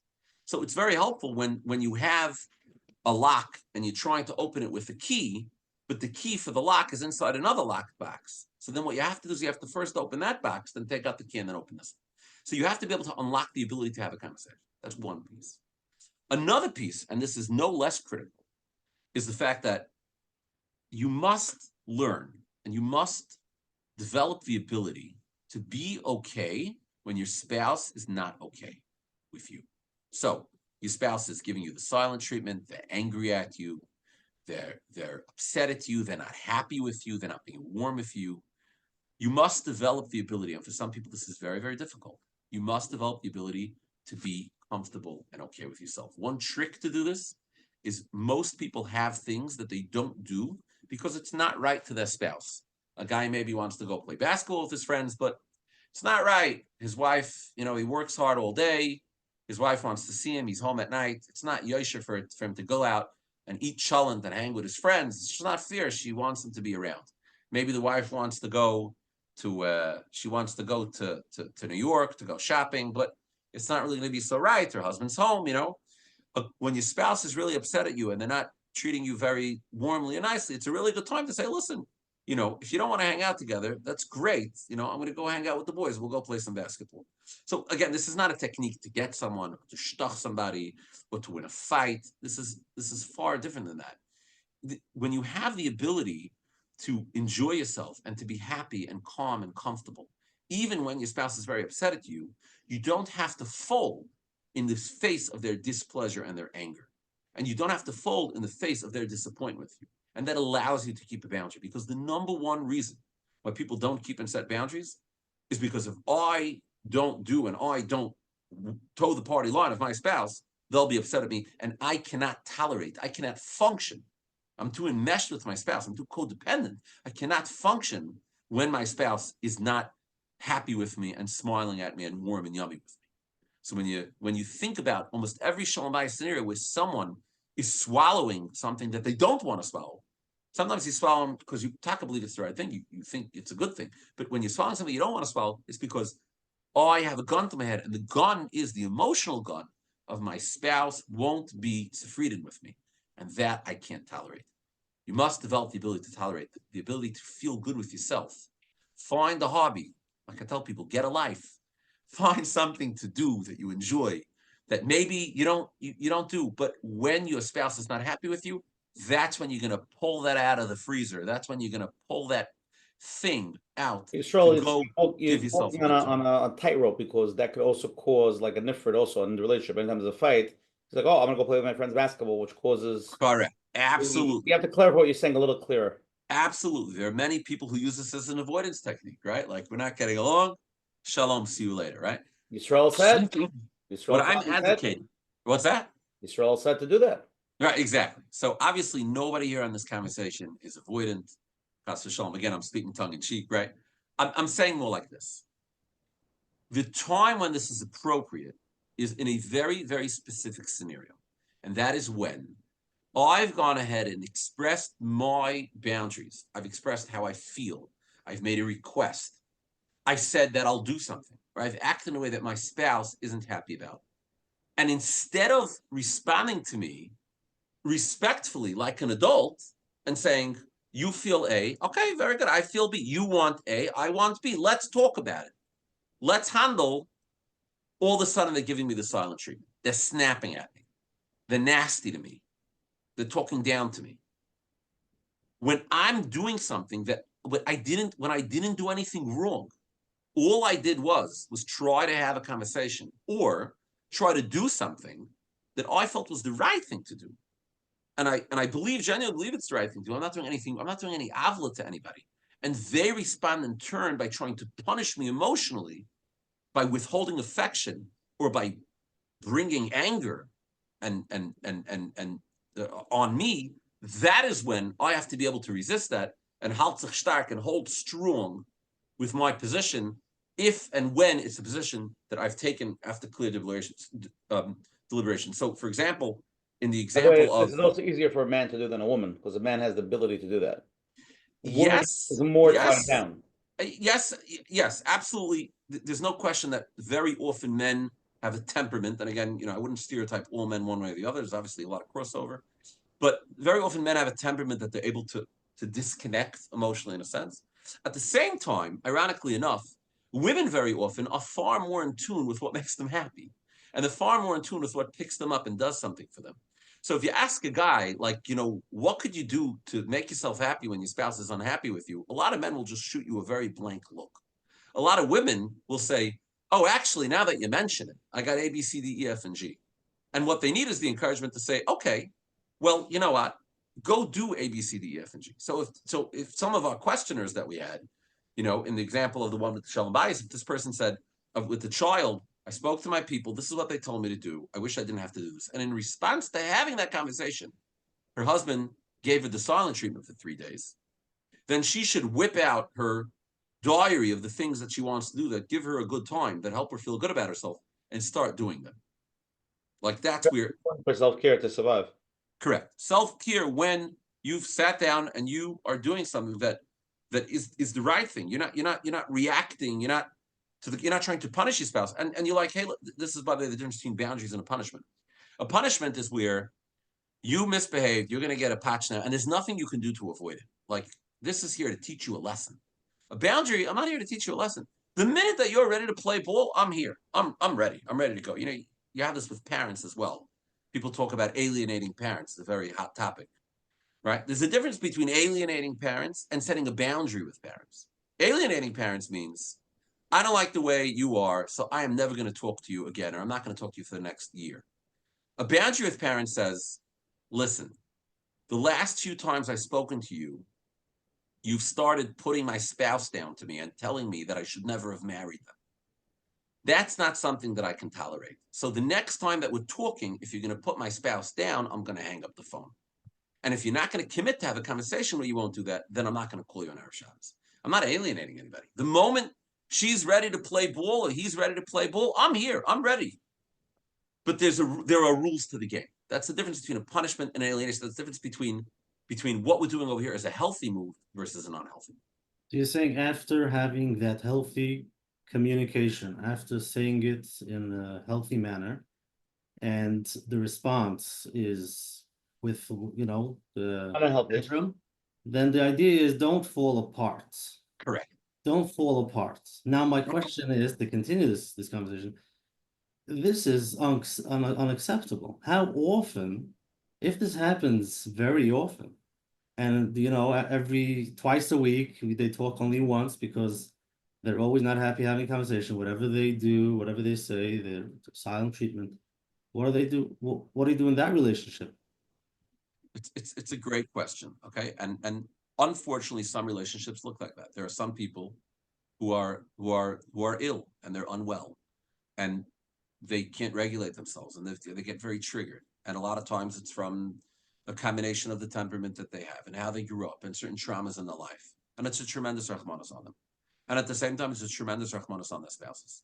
There's some really, really difficult people in the world. That's just the facts. There's no way you can sugarcoat that. So one piece I'll tell you is that there is no mitzvah to bring up every difficult conversation every day. So that's number one. You don't have to try to solve all of the problems. Does that mean that I'm a vata? That means I'm being strategic. Right? That means I'm being strategic. I'm saying, listen, I know this is not okay. And this is something that I'm going to bring up. It's something I'm going to address. And right now, my target is something else. My target is something more pressing. I'm working in order of priority. So that's the first piece. Another piece that I think is critical is that very often with people like this, Coach Menachem, it very quickly does not become about the topic at hand. It's not about the dishes in the sink. It's not about the chinuch. It's not about the car or the spending. The conversation becomes and has to become about the way you act when we try to have a conversation. That topic becomes the sole topic of conversation because that is the overreaching meta topic that always shows up. So in essence, the conversation is about how difficult you're being, right? Without saying those words. The conversation is, I'm trying to have a conversation with you and you're calling me names and you're yelling at me and you're stomping and you're screaming and you're doing this and you're giving me the silent treatment. That is what the conversation becomes about. Conversation becomes about that engagement in the relationship. And you will be surprised to find that people are, I would say to a certain degree, pretty trainable.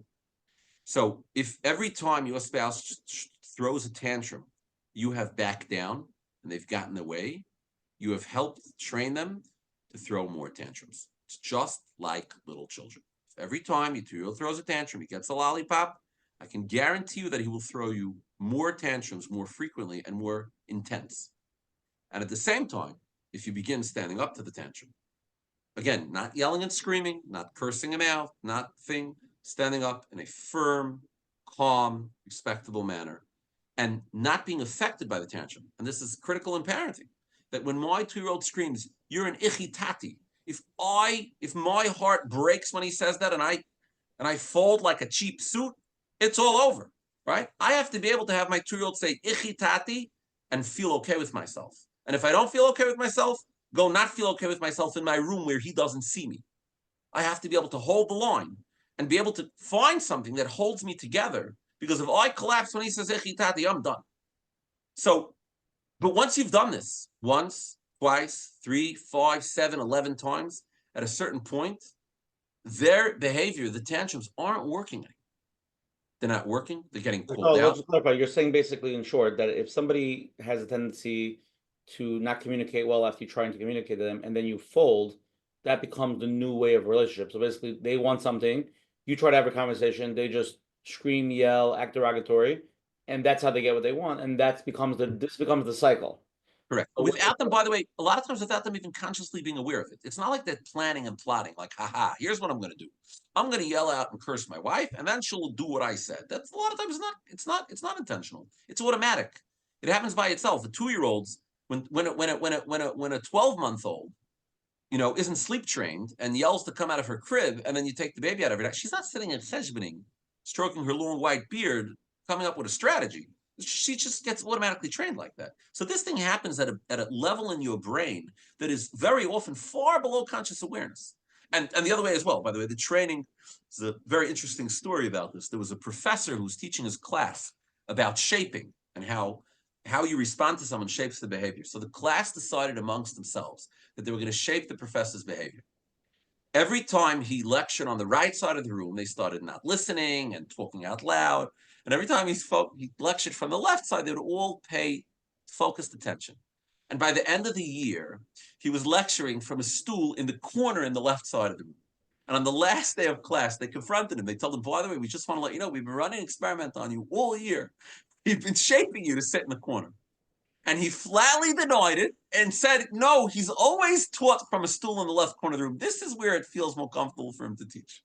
So I think that's a really good illustration.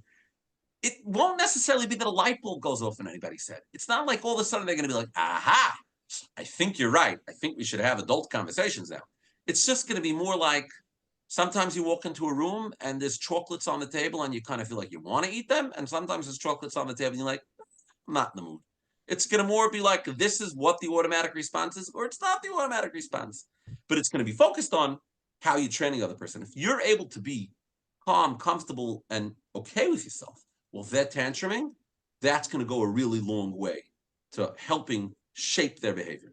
Now, sometimes this is so distressing for them, and it's so difficult for them that they start seeking therapy themselves, which is a great outcome. You're no longer backing down on it. So now this relationship, this whole situation, it's not easy street anymore. You're not just all of a sudden doing everything they demand when they demand it, how they demand it. Now it's getting really tough for them. Now they start feeling the intensity gets amped up and they have to look for help. One last piece, which I want to say, which is really critical, actually. It's called an extinction burst.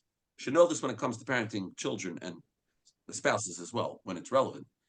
Whenever you are trying to train someone out of something, before you're matzliach, you get an extra strong koyach keneged before they up the ante. That's right. Okay, you're nodding like someone who's trained as young children, perhaps, right?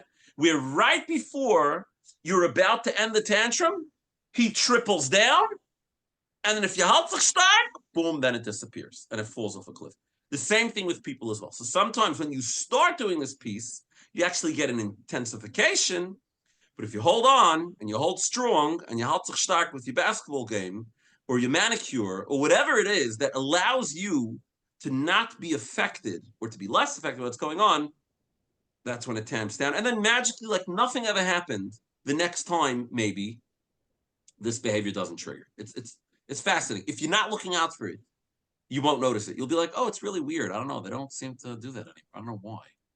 So it's, there's no light bulbs. It's not a product of intellectual understanding. It's a product of training on like a very, very animalistic level. It's very interesting. Well, this is a very good part. There's so many more live questions. Let's try to get some more in. Okay. You're on. Thank you. My question is not necessarily specific to one scenario or another, but when by nature, I just want to give. I'm so happy if I can do something that the other person wants, but I know that the boundary setting is what's healthy and what I need to do. What self-talk can you advise for me to, within my own head, do? Because I know cognitively I need to set the boundaries, but my heart isn't quite feeling it. So how can I self-talk myself through the boundary setting? Okay, great question. All right, let me ask you a question, okay? You say that you love to give, right? You enjoy giving. That's what you want to do. Right. Right? Okay. And after you give, do you feel resentful? Do you feel upset about it? Does it bother you? Are you keeping score? Well, no, you're just happy to give. I'm happy to give, but once in a while when I know it's not in my best interest, I'm not resentful of the other person. I am upset with myself for not having set the boundary of what was best for me to achieve what I need to do. Okay, so I know you said you don't want to give a specific example. I'm going to have to ask you for a specific example. I'm sorry. So I can understand this better and I can perhaps be able to maybe answer your question if I can. Do you have a specific example of a case where it's, Sure, it's not? sure, Yeah. sure. Okay. Okay, so let's say someone asked me to help them with something. Okay. And I very much wanted to help them with what they needed. But I also knew I had a finite amount of time. Okay. And so I told them ahead of time, this is the time period that I have where I can help them. Okay. And it wasn't their business what was going on before or after. Right. But this is the time that I had. During that time period, they were not, whether it was calm enough, organized enough, whatever it is, to get to even what was most important to them first. Okay. So they came away frustrated Okay. where I had not helped them with what was most important to them, and Okay. they wanted to stay put, so I would continue helping them. And Right. I'm really sorry. I can't do anything more at this point this evening. I have to stop now. And I had this horrible feeling inside, even though I knew what I was doing was correct. I knew that I had helped to the best that I could, but I knew I had to set that boundary because what my husband and I then had going on needed to take place. Mm-hmm. But I felt lousy in terms of the person. And the person, she and I were good with it. But I just Right. felt lousy inside. Okay. So your question is, what can you do to make sure that you keep the boundary, or how could you make sure that how could you feel better about doing so? How can I feel better about doing so when I cognitively know that I'm doing what's healthy and right? It just doesn't feel good when I wish I could help fully, completely, and I know I can't. How can I bring my feelings to where my head is? What can I do I'm one to definitely think about what's going on inside and self-talk myself through different things. So what self-talk can I do? I almost get the sense that, like, in your heart, it feels like there is unlimited me. Like your heart almost feels like I can give everything to everybody. Like that actually can work. Like I can sit with this person and give them as much time as they need. And I can also kind of take care of that other thing that has to be taken care of. And they're kind of not going to clash with each other. Is that? Yes. And then I know I need to set those boundaries because I know realistically I can't. Yeah. Okay. So it's like in your heart, there's this piece that, like, there is enough of me for everybody. There are no limits to what I can give and what I can do, in a sense. But I know that I definitely. Yeah, I understand. I know that you know that it's not like that. I understand. I'm deliberately kind of focusing on the piece of your heart. Okay. Okay. Right. Yes. And, like, I'm sure that there's a really good reason it feels that way. It might be that it feels that way because when you consider the alternative, like there's something scary about that, or there's something kind of very yucky about that. Like, what if there's not enough of me for the whole world? Forget about if I should keep boundaries. Let's leave that aside for a moment. Let's talk more about, like, kind of like the fundamental facts on the ground. Like in your heart, it feels like the way reality works is that I can just do unlimited for everybody, and there's enough for that. Like nothing's gonna ever conflict with each other. There's enough. And I guess the question that I'd be really curious about before I even start thinking about what self-talk to do is, like, what happens? What would it feel like if in your heart you knew that there isn't unlimited me for everybody in the whole world? I wonder what would happen inside of you. So I don't want you to answer that question now, okay? Because it's really something I think that it might be useful for you to kind of sit with and wonder. And my guess is that you probably feel some strong emotions about it. It's my guess, just taking a gander here. That you probably end up feeling some strong emotions around that. Like, what if my heart felt there wasn't enough me for everybody, that there's a limited amount of me, that I'm not unlimited. And whatever those emotions are, that's where I would actually ask you to take that tremendous sense of empathy that you have and caring and turn that towards yourself and to your own feelings about that, and to sit with yourself and be with yourself and allow those feelings to be there and allow yourself to experience whatever that might be. Maybe it will be sadness. Maybe it will be fear. Maybe it will be anger. I don't know. I don't know what's going to show up over there.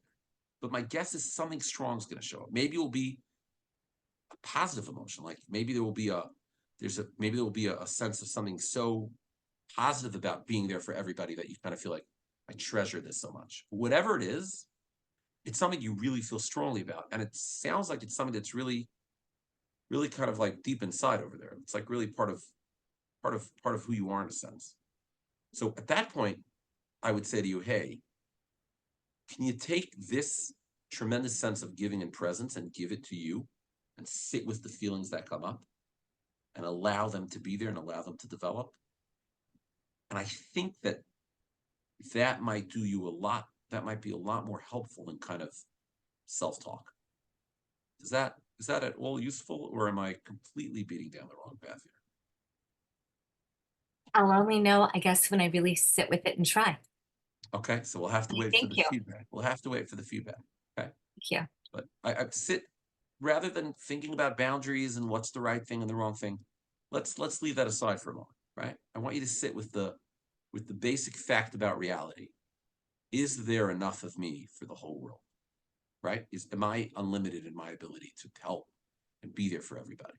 That's kind of the piece that might be helpful to sit with. Okay. Will do. Thank you. Okay. Good luck. Thank you. Yisroel, let's go to the next live question. Yes. Hi. Yeah, hi. You hear me? Yes. Sure. Loud Yeah. and clear. Okay, thank you so much, first of all. I'm really enjoying this topic. Very welcome. Thank you. Yeah, so basically my question is regarding what you mentioned earlier. You said about like there's different levels of setting boundaries. So you said like say one level, like you could say like you could give in, but then like you say how you feel about it. Yes. So my question on that is basically, so I'll give you like an example. Like so like my husband doesn't like going to my parents for whatever reason, like the location, and so we rarely go. We don't live next to each other, and like we really don't go often. Okay, now before Yantiv, and like I mentioned about going, so of course he was like like it's really something like he can do, and I was like, okay, like to me it's like I get it that it's something that's hard for him, but many times like I do things that are hard for me and I just do it because that's what we got to do. So at some point he was like, okay, I'll do it, we'll go, but I'm just letting you know, like I guess that's where it comes in about telling the feelings. I'm gonna be miserable, and that's where Okay. I shut down. I was like, okay, no thanks, we're not going. Like, so I hear that there's different levels, like, but what does it do to me when somebody tells me like we're gonna go, but I'm just saying I'm gonna be miserable there the whole time? Like I'm gonna be there and I'll be like my husband's miserable. Like to me it's like either you do it fully, like I get it, he doesn't have to be like, he could be honest with me, but like I guess he could tell me like this is not something that I really enjoy doing, but like if you really want to go, I get it, I'll do it for you. But like to tell me like I'll be miserable, like I don't know, like it just, I shut down from that. In general, I'm that type, like you mentioned also before about like the ability to stay like okay even if your spouse is upset. In general, I'm like very much like the opposite. Like I get very like I need people to be happy with me. It's something like I'm trying to work with in myself, but like I'm just that nature. Like I just have a hard time with that. Like I constantly like I sense people like, is he upset with me, so yeah, so that's my question. Okay. So it sounds like, you'll tell me if I'm right about this. It sounds like you're saying like, hey, when he said I'll be miserable, it didn't feel like he was saying that to let me know what he'll feel like. It felt like he was doing that as a way to kind of like get me a little. So kind of like I don't know if to get me, but like I didn't care if he tells me his feeling, as you said. But okay. But like, what did it feel like? It felt like why was this so like, why did it bother me so much? Because I'm not sure. Okay. That's good. It's good that you're curious about that and you're not sure.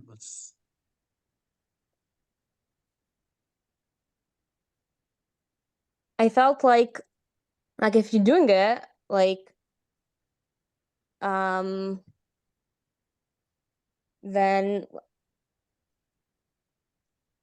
kind of like to tell me like you're miserable is like then I don't know, I can't do it like that. Like I'm not sure. I don't know. Okay. I don't know what to say. Okay. It just didn't feel right for me. Okay. Something about it didn't feel right, but you're finding it a bit difficult to pinpoint precisely what it is. Okay, yeah. Okay. Like maybe part of it is like, hey, if you're miserable, then I don't even want to go. Like It's kind of maybe like I was maybe because it didn't feel right because I feel like I'm constantly giving in. I'm constantly saying yes for things that maybe I might not like want to do, and it's like if I could do it, like why can't you do it for me? Yeah. Other I than hear maybe I have the issue of not being able to set boundaries, and maybe I got to work on that. But Right. it felt like I'm always giving in. Like this one thing, like can't you do it with a smile? Like you know. Right. Yeah, no, and that is right. It's very unfair, you know. If I'm the one who is always giving in with a smile, and then the one time you finally give in, it's like I'm going to be miserable. It's very, yeah. That is a very unfair transaction. Yeah, yeah. So what's your question? Again, let's go back to the question now that we're able to clarify this piece. So what's the question that you have? 1 second. Did we lose you? Hello. Yeah. Oh, There you hear you me go. now? Yeah. Yeah. So if you can come My back. So then question, what's the, yeah. now that we've clarified this Yeah. piece, So so the what is your question is question? right. So the question is that like when first when he told that to me, I was totally like this was just like wrong. Yeah. Like and like we spoke about it afterwards, and I told him how I felt, and I tried explaining to him like in the opposite. Let's say if you would really want me to go with you somewhere, and I keep telling you no, I can't, and fine, I'll tell you, you know what, we're gonna go, but I'm gonna be miserable there. Would you still want to go? Like I want him to get it. Like Mm-hmm. he understood, and whatever, we spoke about it. That was that. Now, like we were listening to this together actually, so we heard it together about the different levels. Somebody hasn't pointed out. You see, there's different levels of being able to give in, like you say. So I'm like, like was I totally like wrong for feeling like this, that it's totally like I felt like his reaction was totally wrong. Now I'm hearing there's different levels. So maybe there are different levels. I just have to accept it. I don't know. My question is something I got to accept, or Well, it's I'm something trying that to I have the what I understood it, Yisrael, is that you're saying that there were people that I'm not going and they put their foot down and that's it. So Right. he went, but he didn't go with the geschmack. Correct. And there is He a went level with pulling called the mule, but he did it versus correct. And there is a level called yes, I'll go, and I'm not going to enjoy myself. I'm going to be miserable. Yeah. So Right. is that I also, hear? the So is question that is also a okay-ish level? So So I'm can we really take so that? I need to clarify because I heard you say before, and you said this twice. I want him to tell me how he feels. Like, you know, it sounds like you're saying I don't want him to pretend like he's going to have a good time if he won't. Right? Did I hear Yeah. that correctly? Okay. So maybe it's the way it was said. Maybe like if it Mm, like if it said like I'll be miserable and like that's that, or like right. or kind of like I'm not gonna look. It's not something I want to do, but I'll do it for you because Right. I know that you really want to go. Like as Right. opposed to like, fine, you could go, but like I'll be miserable. Like I don't know. Maybe Right. it's the way it was said. Yeah. I don't So know. I don't. That's what I'm wondering. You know, if is it you know that's kind of like the question, right? Did you have a problem with the fact that it'll be miserable, or was it more that you had a problem that it felt like he was saying that to try to like get you or Right. I hear. So maybe for a that. point? Yeah. Yeah. Right. So then the conversation to have with him is like, hey, listen, if you're going to be miserable, I want to know about that. I don't want to go and have you be miserable and have you pretend like you're not miserable, because that doesn't help anybody, right? Because then I'm going to wonder why you don't want to sit and schmooze with my brother after the meal while you disappeared. And I'm going to be all upset about that. And if I had known you were miserable, I'd understand it perfectly well. You hate the place anyways. Of course you don't want to schmooze with the guy, right? Now, Yeah. I understand why it's so important for me to take a walk with you after the Suda, because you're miserable. So I deserve to give you some additional time and attention because you're very miserable over here. So it's important for me to know how you feel about that. At the same time, I kind of felt when you said that you were like trying to shtach me a little. And then you could say to him, were you? Like, was that you were trying to do? Or was that just a genuine, neutral, like, this is what I feel. I just want to share my wife. I want to tell you how I feel about it. What was it like for you? And I wonder what he'll say. Maybe he'll say, I was kind of trying to stuff you. And you could say, could you please not do that? Right? Then you can have a conversation about that. Or maybe he'll say, no, I wasn't trying to get you. I really hate it there. Like it's really yucky for me, And then maybe there's a level of how much he hates it there that you're not aware of, that after this conversation, you're like, oh, wow, I thought he didn't like it. I thought he hated it. I didn't realize that he really hates it. And that's great. Now you know that, So we don't know right now. Is the fact that he said it with such strength because he hates it more than you think he hates it? Or the fact that he said it was trends because he was out to get you a little. If he was out to get you, well, then we gotta give him patch for that, right? I mean, again, we're not advocating physical. We're not advocating physical abuse. If it's that he hates it more than you thought he hated it, then it's really important for you to know that. Does that make sense? Yeah, it does. So I think like it's maybe it's not like I know. I think like we spoke about it last. Like I know how much he hates it, but maybe it's also I guess it also comes into play that I have a hard time with like I'm a people pleaser, so I need to feel like everyone's happy with me, and so I guess that's also hard for me. Yeah, right. So it's hard for me to go and know that he's miserable. Like, right? Like I wish he would love going, and then everything would be great because I would want to go, he would want to go, we'd both be happy, and it would be Shalom al Yisrael, right? right. Yeah, that would be great. I have to say, I'm pro that. If you have my Right. vote. You have my vote. If that's the platform you're running on, I'm Right. So you what have my about vote. the level, like a person, let's say you were telling me like we're not going, that's it. Like, because many times, let's say certain things that I want is like it's just non-negotiable. Like it's like a no. Right. And that I also have a hard time with because it's like I feel like why can't he just say yes? Even though like I get it. Like sometimes a person has to say no, but my question is like, is this something I have to learn to accept, or like I don't know, or So I wonder, and you brought this up a little. I wonder this might be playing a piece of the dynamic. You say that a lot of times you give in to him and you do what he wants, and you do it with a smile. That's me. I feel like I'm always giving in, and when I want something and I get a no, it really hurts me. So I'm wondering if he knows about that. Like, does he know how much you give in, or he doesn't even know? I'm not sure. I don't know. So if he doesn't chap that you're giving in, he's like, I don't know.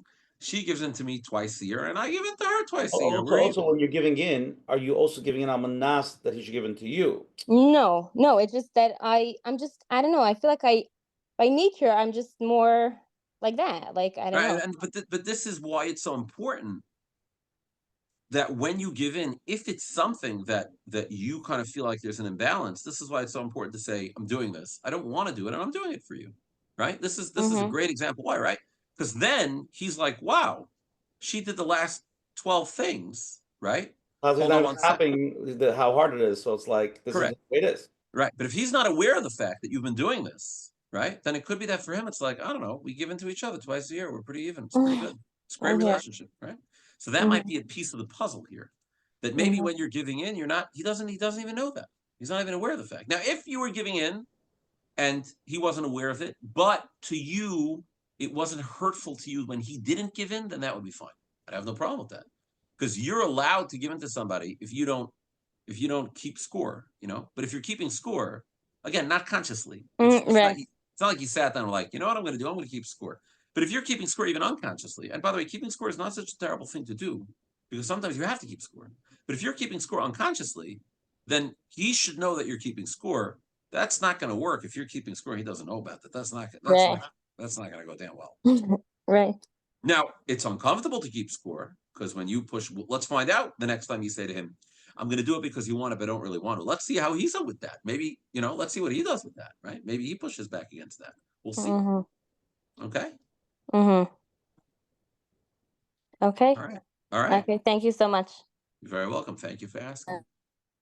Okay, so I have two more questions we're going to cover. We have a live one and then this one. I think. Do we have any men that want to ask questions where the men have no I'm the man. relationship? I'm going to ask. Oh, you're okay. This is you. Okay, fair enough. I'm going to be the man question. It's very okay. Go for it. And I think this is like a different part of the boundary that we want. I want to really clarify. Yeah. Man's writing the question. I need time after a hard day work. Once in a week, I go out with my friends, Shalom, basketball, whatever it is. How do you differentiate between setting boundaries in a marriage versus being selfish and uncaring? So the question really is, and this is I want to clarify because I think it's such a good question. Let's use the man's point of view. We'll turn to the woman's. Like there are certain things that men like to do, and I'm sure a lot of guys can relate. They like to go out to once a week, or they like to do the basketball. They want to go on a trip with their friends. Positive. I'm not going to get into the hashkafa part. But the question is, how do you know if it's something that's this is a boundary, this is what I need, this is what I should do, and not be a martyr for the marriage, versus men that just like they never want to go out because my wife's gonna be upset. It's just not worth it. How do you balance what's right and what's wrong? And then same way I want to pause. I want to just flip it to the lady. Same thing with the lady, right? The lady wants to go out with her friends. She wants to go shopping. She leaves him with the kids. Maybe it's wrong. Maybe it's not. mixing it in with the self-care, like selfish, not selfish boundaries, taking advantage? How do you measure it? Absolutely Honest with lovely. yourself and your spouse. Yes, absolutely lovely question. Okay, it's a really, really critical question because you can take something like this and act like a real animal, Right. right, to say it delicately, right? And I think that the answer to this question is it's not very cut and dry, and it's not very clear cut, because it really depends on what's your cultural setting, what community do you live in, what are your families like? Like, so much of this is dependent on time and place and culture and context. So I've had a lot of clients that I'll say to them, do you have somebody who you can ask what's appropriate, that knows you and your wife, that's someone who you trust, and you can say, tell me what's appropriate culturally for us. Is this an appropriate thing or not? So sometimes the answer to this question is to go to somebody, and the question that you should ask them is not, should you give in, should you not give in? That is not the question. That is not, you're not asking for advice on what's the smart thing to do. The question is this a reasonable, normal thing for someone in my position to do or to want to do? Is it reasonable and normal that we're making X amount of income to spend Y on a bar mitzvah or not? Is my position an unreasonable position or not? To ask someone, so with a question like that, you might want to ask Masila that question, right? There might be a question you might want to ask a Rav, what's reasonable and appropriate. But sometimes the answer to this question, you won't find it in yourself. It's a question you have to ask somebody who knows you and your wife, who knows the culture that you're in, and can say to you, this is a reasonable and appropriate thing in the world and in the culture that you live in. So I can tell you straight up that in the world that we live in, we would say it's not reasonable and normal and appropriate for a husband to go out every single night. He comes home at 5 from work, is home till 6, and go out from 6 to midnight every night of the week playing basketball. I think we would both agree on that is an unreasonable thing, right? I think we would also agree that it's unreasonable for a husband to come home at 5, be allowed to go to Myriv for 15 minutes, come home, and never ever walk out of the house any other time from 5 till the next morning. No parlor meetings, no Reb Shaila's, nothing, right? I think we would both agree, can't schmooze with anybody, even for 5 minutes after Myriv. You can't go to a night shear. We would both agree that that's unreasonable, right? So me and you, in the culture that we're in, the world we're in, as diverse as it is, we can agree that these are like two bounds on this, right? And the question is, and everything in the middle. So I will tell you that in my culture, in my world that I live in, for me to pick up and pack out and go Rosh Hashanah somewhere and leave my wife and kids at home would be absolutely inappropriate. It would just be dead wrong. And me doing that would be selfish. But if I was a Breslov Chassid and we were good, born and bred Breslovers, my wife was a Breslover, and our parents were Breslovers, for me to have to stay home on Rosh Hashanah and not go to Uman would be absolutely inappropriate. So 1,000% depends on the culture that you're living in, the context that you're in, and where you're coming from, where she's coming from, what community, all these things play into the fact. And a lot of times, a person will not be in the position to be able to pass in the shiloh. Sometimes yes, sometimes no. And when it's not, you have to find somebody else who can answer the question. Not what should I do? That's not the question you're asking. The question you're asking is this an appropriate or inappropriate? Is that useful? Yeah. Amazing. Okay. Maybe one of the connections that there's are times, even though when things are standard and it's a normal thing, there could be kufas when a woman's going through hard time or man's going through hard time. That you could be machnia a little bit in those situations. It's not like Correct. Listen, context is everything, right? So it's not normal, right? Maybe the guy, again, and I know nothing about the Breslov culture, the rest of the world, but maybe if a guy is a Breslov chassid and there's some terrible tragedy going on in the family and the wife is stricken with chas v'shalom with a terrible illness, maybe in that case it would be absolutely inappropriate to go to Uman, right? So it's not just about, this is no one size fits all. It's someone who knows you and your wife and the situation and the factors that are on the table can say to you, okay, having weighed all these components, I could tell you you're off the wall. Or having weighed all these components, I could tell you, no, this actually sounds pretty reasonable. So that's kind of like that's the question you're trying to answer. Shalom Murdik. Let's go one last question. All right. Here we go. So I hung out till the end. This was phenomenal. Wow. Thank And you. I It's love very how kind. I love how you prefaced it where like we're so, I mean, I'm doing this for 23 years, so I can understand where we're taught to give in, give in, give in. And then there were times when I wanted to win the fight, win the fight, win the fight. And now it's like, I think now it's tricky because I'm listening to all the questions and I can relate to each one. So the question is, it's really, I think when I'm really confident, then I could also get a no, you know? Like if I'm confident that my husband doesn't let you want to come to my parents for Yantif and he's gonna he's gonna have a horrible time, it's okay, so just come, you know? The question is, when is it that I'm a vater on a big thing? Or even on a not such a big thing? So your question is when you should be mevater. Is that your question? Like when now it sounds like mevater is a bad thing. You know, like Okay. because Well, you're I'm doing it for happy that such you a asked long this. time. I'm Like, super happy that you asked this question. Okay, so you started off in the Vatronis camp, you got really good at it, and then yeah, there were times where you're kind of like, hold on one second, this is a little too much of a good thing. It's time to add some balance back into it. yeah. You shifted a little back, and now you're kind of hearing all these questions like, okay, so 1 second, so what's the playbook? When am I mevater? When am I not mevater? Should you ever be mevater? Is it always terrible? Is that am I getting that right? Right. No, you shouldn't always be mevater. But the question is, I think what I'm hearing is that when I come in and have a good communication and a good confidence level that I want this and I don't get it, then is a time for me to say, I didn't get it this time. Doesn't mean I lost. It doesn't mean I gave in. You know what I'm saying? Okay. Mevater, like Yeah. it's sort of on the same thing. It could be a negative or a positive. It doesn't seem so bad. Like, okay, so if he didn't want to come to my parents, this time I could say, okay, so we're not going to go for Yantif. And I'm saying Okay. that's not really an issue, but I'm saying, but let's say such a thing, I can give in and be okay with it. Okay. But when do So- you use it? That's the question. Okay. So do you have is okay if I ask, do you have children? Yeah. Okay. Did you ever do something for your child that your child never found out about that was really good for them and helped them? Probably, possibly. Okay. Okay. So maybe the night before, you were putting their lunch in their school bag. You could have picked lunch A, you picked lunch B. They didn't even realize that both options were on the table. You were making dinner. You could have made chicken. You know they don't like chicken. So you decided out of the goodness of your heart that you're going to make hot dogs. You didn't give them a drasha about it. They didn't chap, oh, wow, mommy was so nice to me. You just did it because you love them and you care about them. Have you ever been? Yeah. That ever happened? Yeah. Right. In those cases, were you keeping score? Did you have a ledger? Was it like, the next day when she left the show, I was like, and you didn't even put your bag. Do you know what I did last night? I made hot dogs for you, not chicken. Is that what went down? It was like, No, right? You said, I'm going to give this person, I love them, I care about them. I'm just going to give them something out of the goodness of my heart, right? right. When is it right to do that? As much as you can.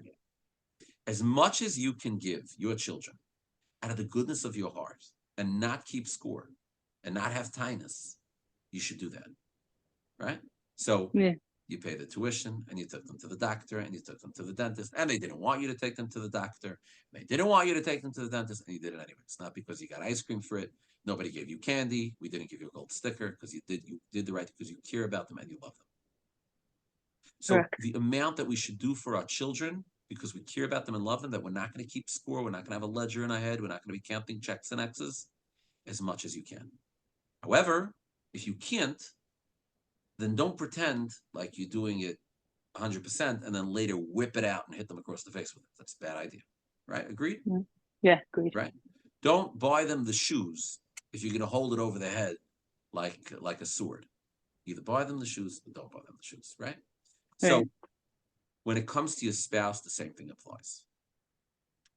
As much as you can give your spouse out of the goodness of your heart, without keeping score, without having a ledger, without having tinus, without saying or thinking or feeling, I did this and I did that and I did that and I did that. Whatever you can do, believe shalom. And be meichel any schus that you get from that because you're just giving a gift with no strings attached, go for it. And that depends on what type of person you are, what type of relationship you have, how much, what your tchunas hanefesh is, how much you've worked on your midas. It's interesting because when you're saying that with the kids, it's easy for me to give the kids without zero ledger. It's interesting you don't even know me. That's why I started over. That's why I started. It's interesting, and that's like so on target, but because I'm a giving person. But then when you give and give and give, and that's right. It's an interesting dynamic because, like, when someone says, like, when someone mentioned that, like, oh, my spouse, he said no. It's like I feel like spouses, like husbands, shouldn't be fathers. Like, they don't get to say yes or no. Like, you're both adults, so it's like if she took a second job to get what she wanted, you can do that because you're an adult. So it's a very interesting, like, it's an interesting fine line that, like, you get to do whatever you want because you're an adult. But then there's a relationship where you don't get not because he has the hierarchy and you're less. It's just because you're in a relationship, there should be discussion. Yeah, I mean, listen, there's two people with needs, right? You know, like, why should my needs supersede yours, and why should yours supersede mine, right? So but I think that the important part is the conversation. Let's say if he constantly, let's say, invites guests that I don't want or approve of, or makes me like, let's say, in the end of Shabbos, I'm unhappy because of certain things, right? I can go in and say, we have to do this differently because this keeps coming up. You know, it's not like about being angry or like, I'm never going to have them again.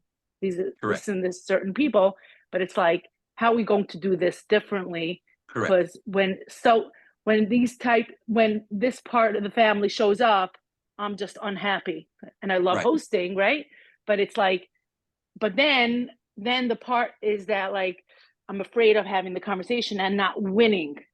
You know what I'm saying? Like, if they show up again in a few months from now, and I don't like to be like, oh, I'm never going to have them again, you know, like, no, I'll worry about it when it's not happening tomorrow, right? So, but the question is, if I go in and have the conversation and they do down the line come, then I sort of lost, you know? And then and it sounds like that's a difficult piece for you. Yeah, that's the part. Losing. That's the kind of like the having lost kind of really, that's kind of what really gets you. It's like, I have something that's really important to me. I have my point of view over here, and kind of like that's not what ended up being that's not what ended up. And then happening. It's like, and then I'll be like, oh, it wasn't so bad.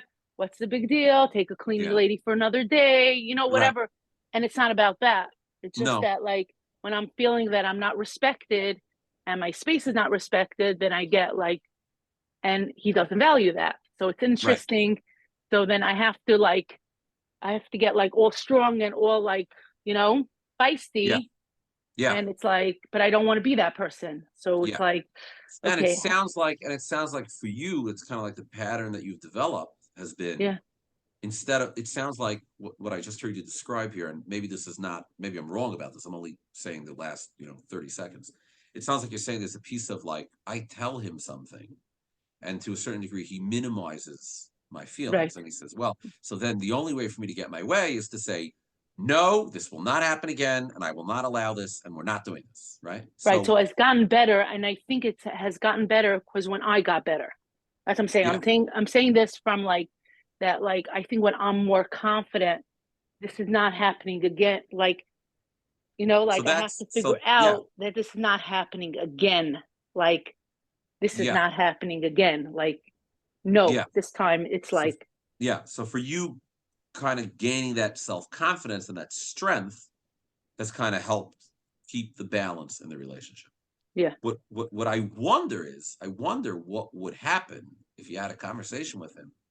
No, I think conversations have gotten easier. That's what I wanted to, like, really, like, even share, like, when people were still more people on, is that I think that when we're confident with and we hear, like, almost like, when you, like, tell that little kid, I see you, I hear you, right? Then they, like, when they're tantruming and you're giving them that attention, it's like almost when I talk to myself sometimes and say, that wasn't right. I see that wasn't right. Like, for myself, if I validate it for myself, then and doesn't matter really almost what the other people are doing.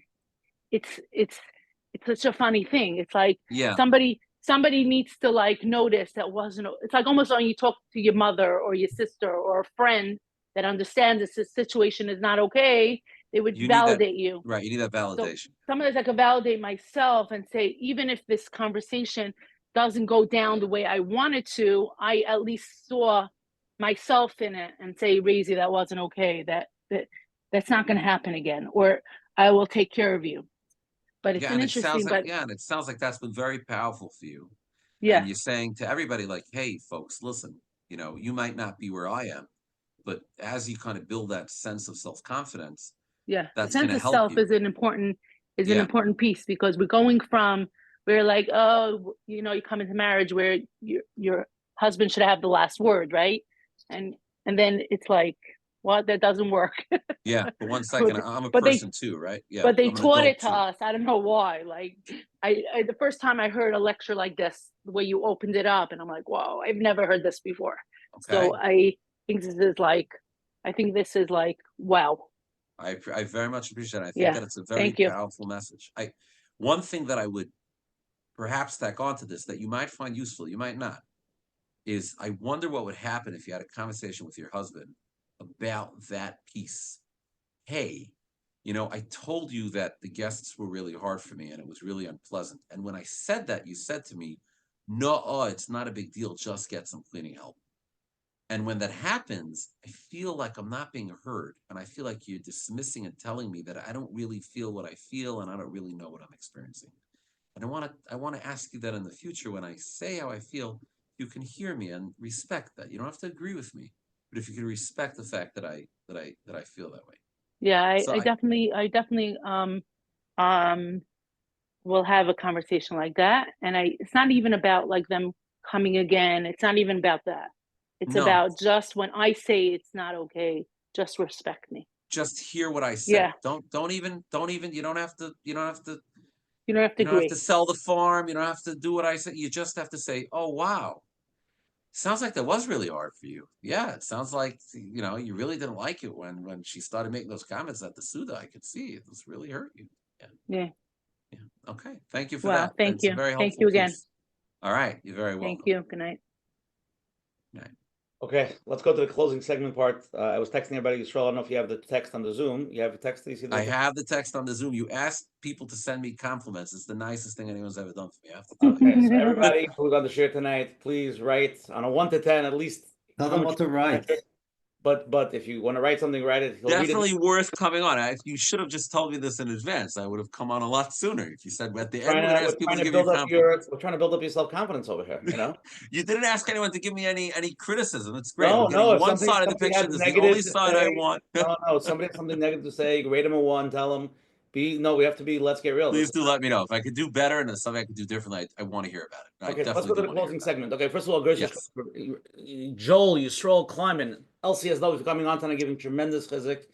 Very important topic. We had a lot of people here tonight, and Hashem, hopefully over the years, thousands and thousands of people will listen to the share, and hopefully the goal is people start realizing a lot of stuff. Well, I'll get into that in a second.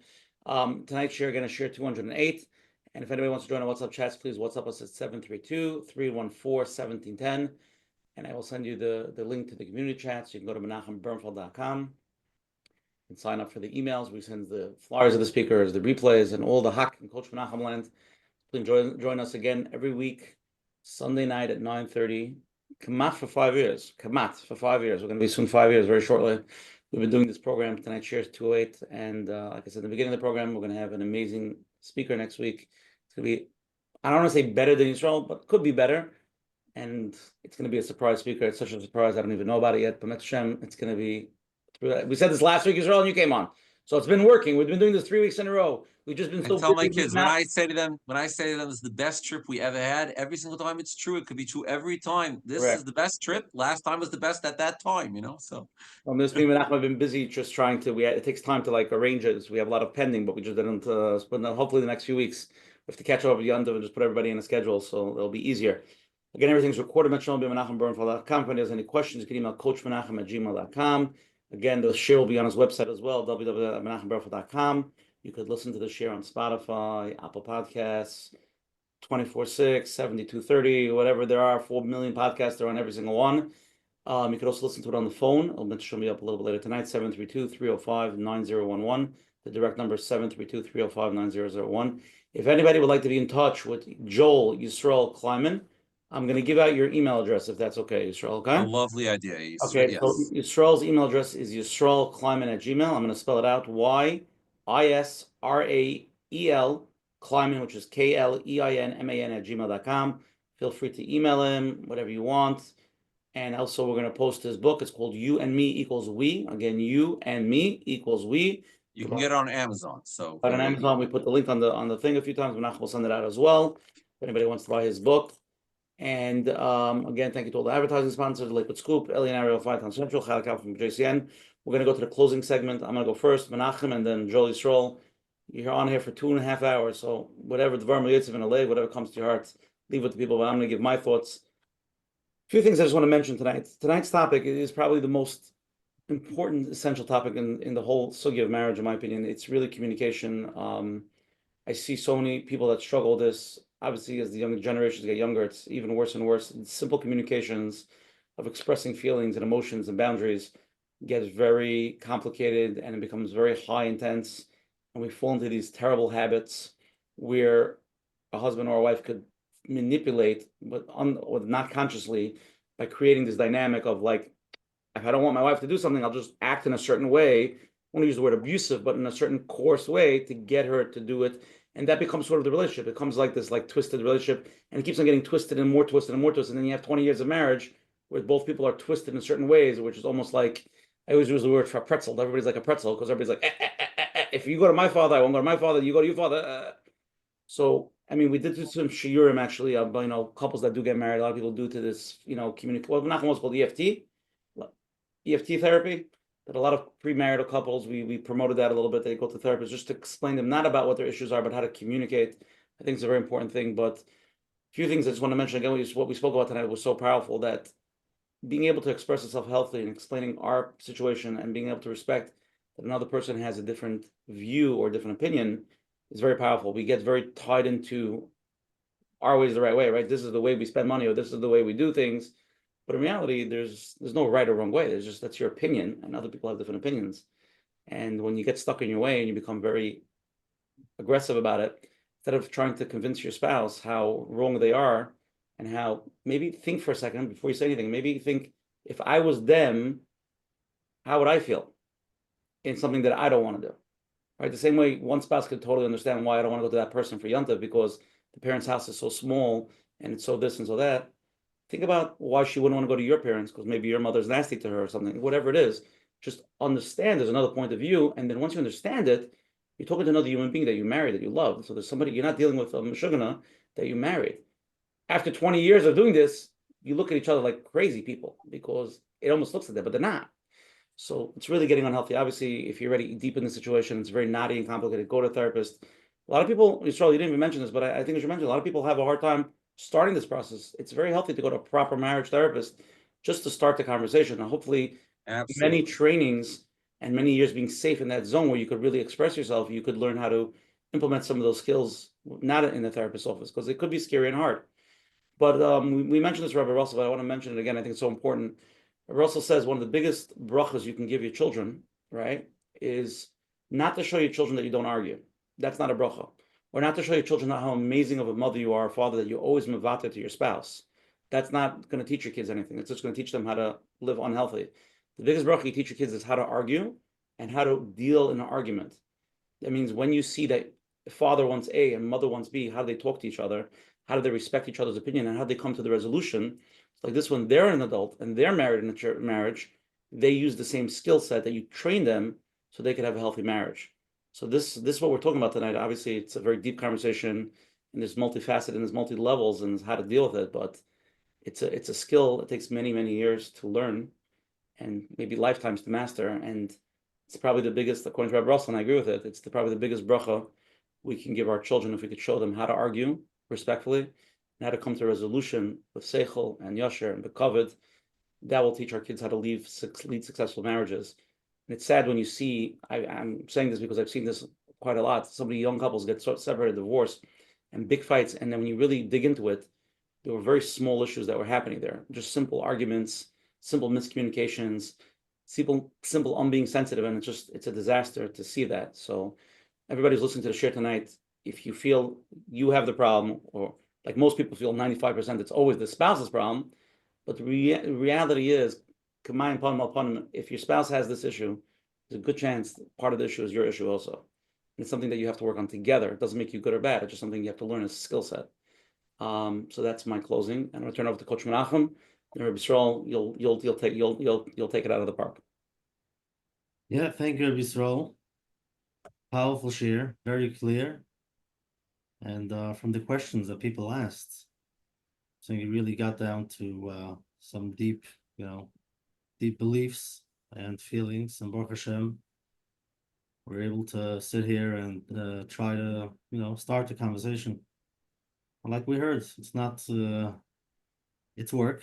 And somebody, if you do it from day one, you build on it.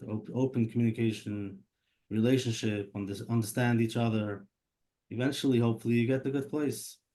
However, if after listening to tonight's share, you decide, you know what, I'm gonna tell her how I feel, and I'm gonna tell her how I feel. It doesn't work that way. Like we heard, like you have to. What's he trying to say? I'm gonna be miserable. So is he trying to be open communication with his wife? If he hasn't done that in the past, and this is the first time, no, that's not open communication. So if it's new to anyone out there, take a deep breath. We're not here to change the other, just to see where you are, and to be vulnerable, to understand each other, to share takes time. So shkoyach, and the way you put it down, I think we came full circle. Baruch Hashem. I'm sure there's a lot impractical, and to actually go get over those eggshells and start doing the work. Not always that easy, but I think we got the idea. So thank you so much. Okay, the schus and honor, Joel Yisroel Klienman, please leave us with brilliant words after 2.5 hours. So, you asked before for Dvarim Hayotzim Alev. I think I'll give you those instead. Yes. I'm really touched by the tremendous amount of Ernstkeit and what tremendous desire to help people and sincerity that I feel from you and from Coach Menachem and really from everybody who I've spoken to tonight. A sense that we're here to grow, we're here to try to do the right thing, we're here to try to do the Ratzon Averi, we're here to steig. And like you said, you could say brilliant words and you could talk about lofty, wonderful ideas, but you really have to bring heart into it. And I just feel the tremendous lave over here. It's just quite awe-inspiring, I have to say. It's really something. The gematria, the hearts, the lave that it said, and really the lave and the hearts of this program, and the experience of being able to sit with you and everybody here tonight. It's really something, I just have to say. So thank you, everybody, for that. Well, yeah. I really appreciate that. Good, thank you, everybody. Have a wonderful night, and we'll see you next week with our amazing surprise guest. We're looking forward. I can't wait to be surprised. And everybody, hopefully this year, just listen to it, take it in, and move in that positive direction. Help yourself. Have a wonderful night, everybody. Good night. Thank you.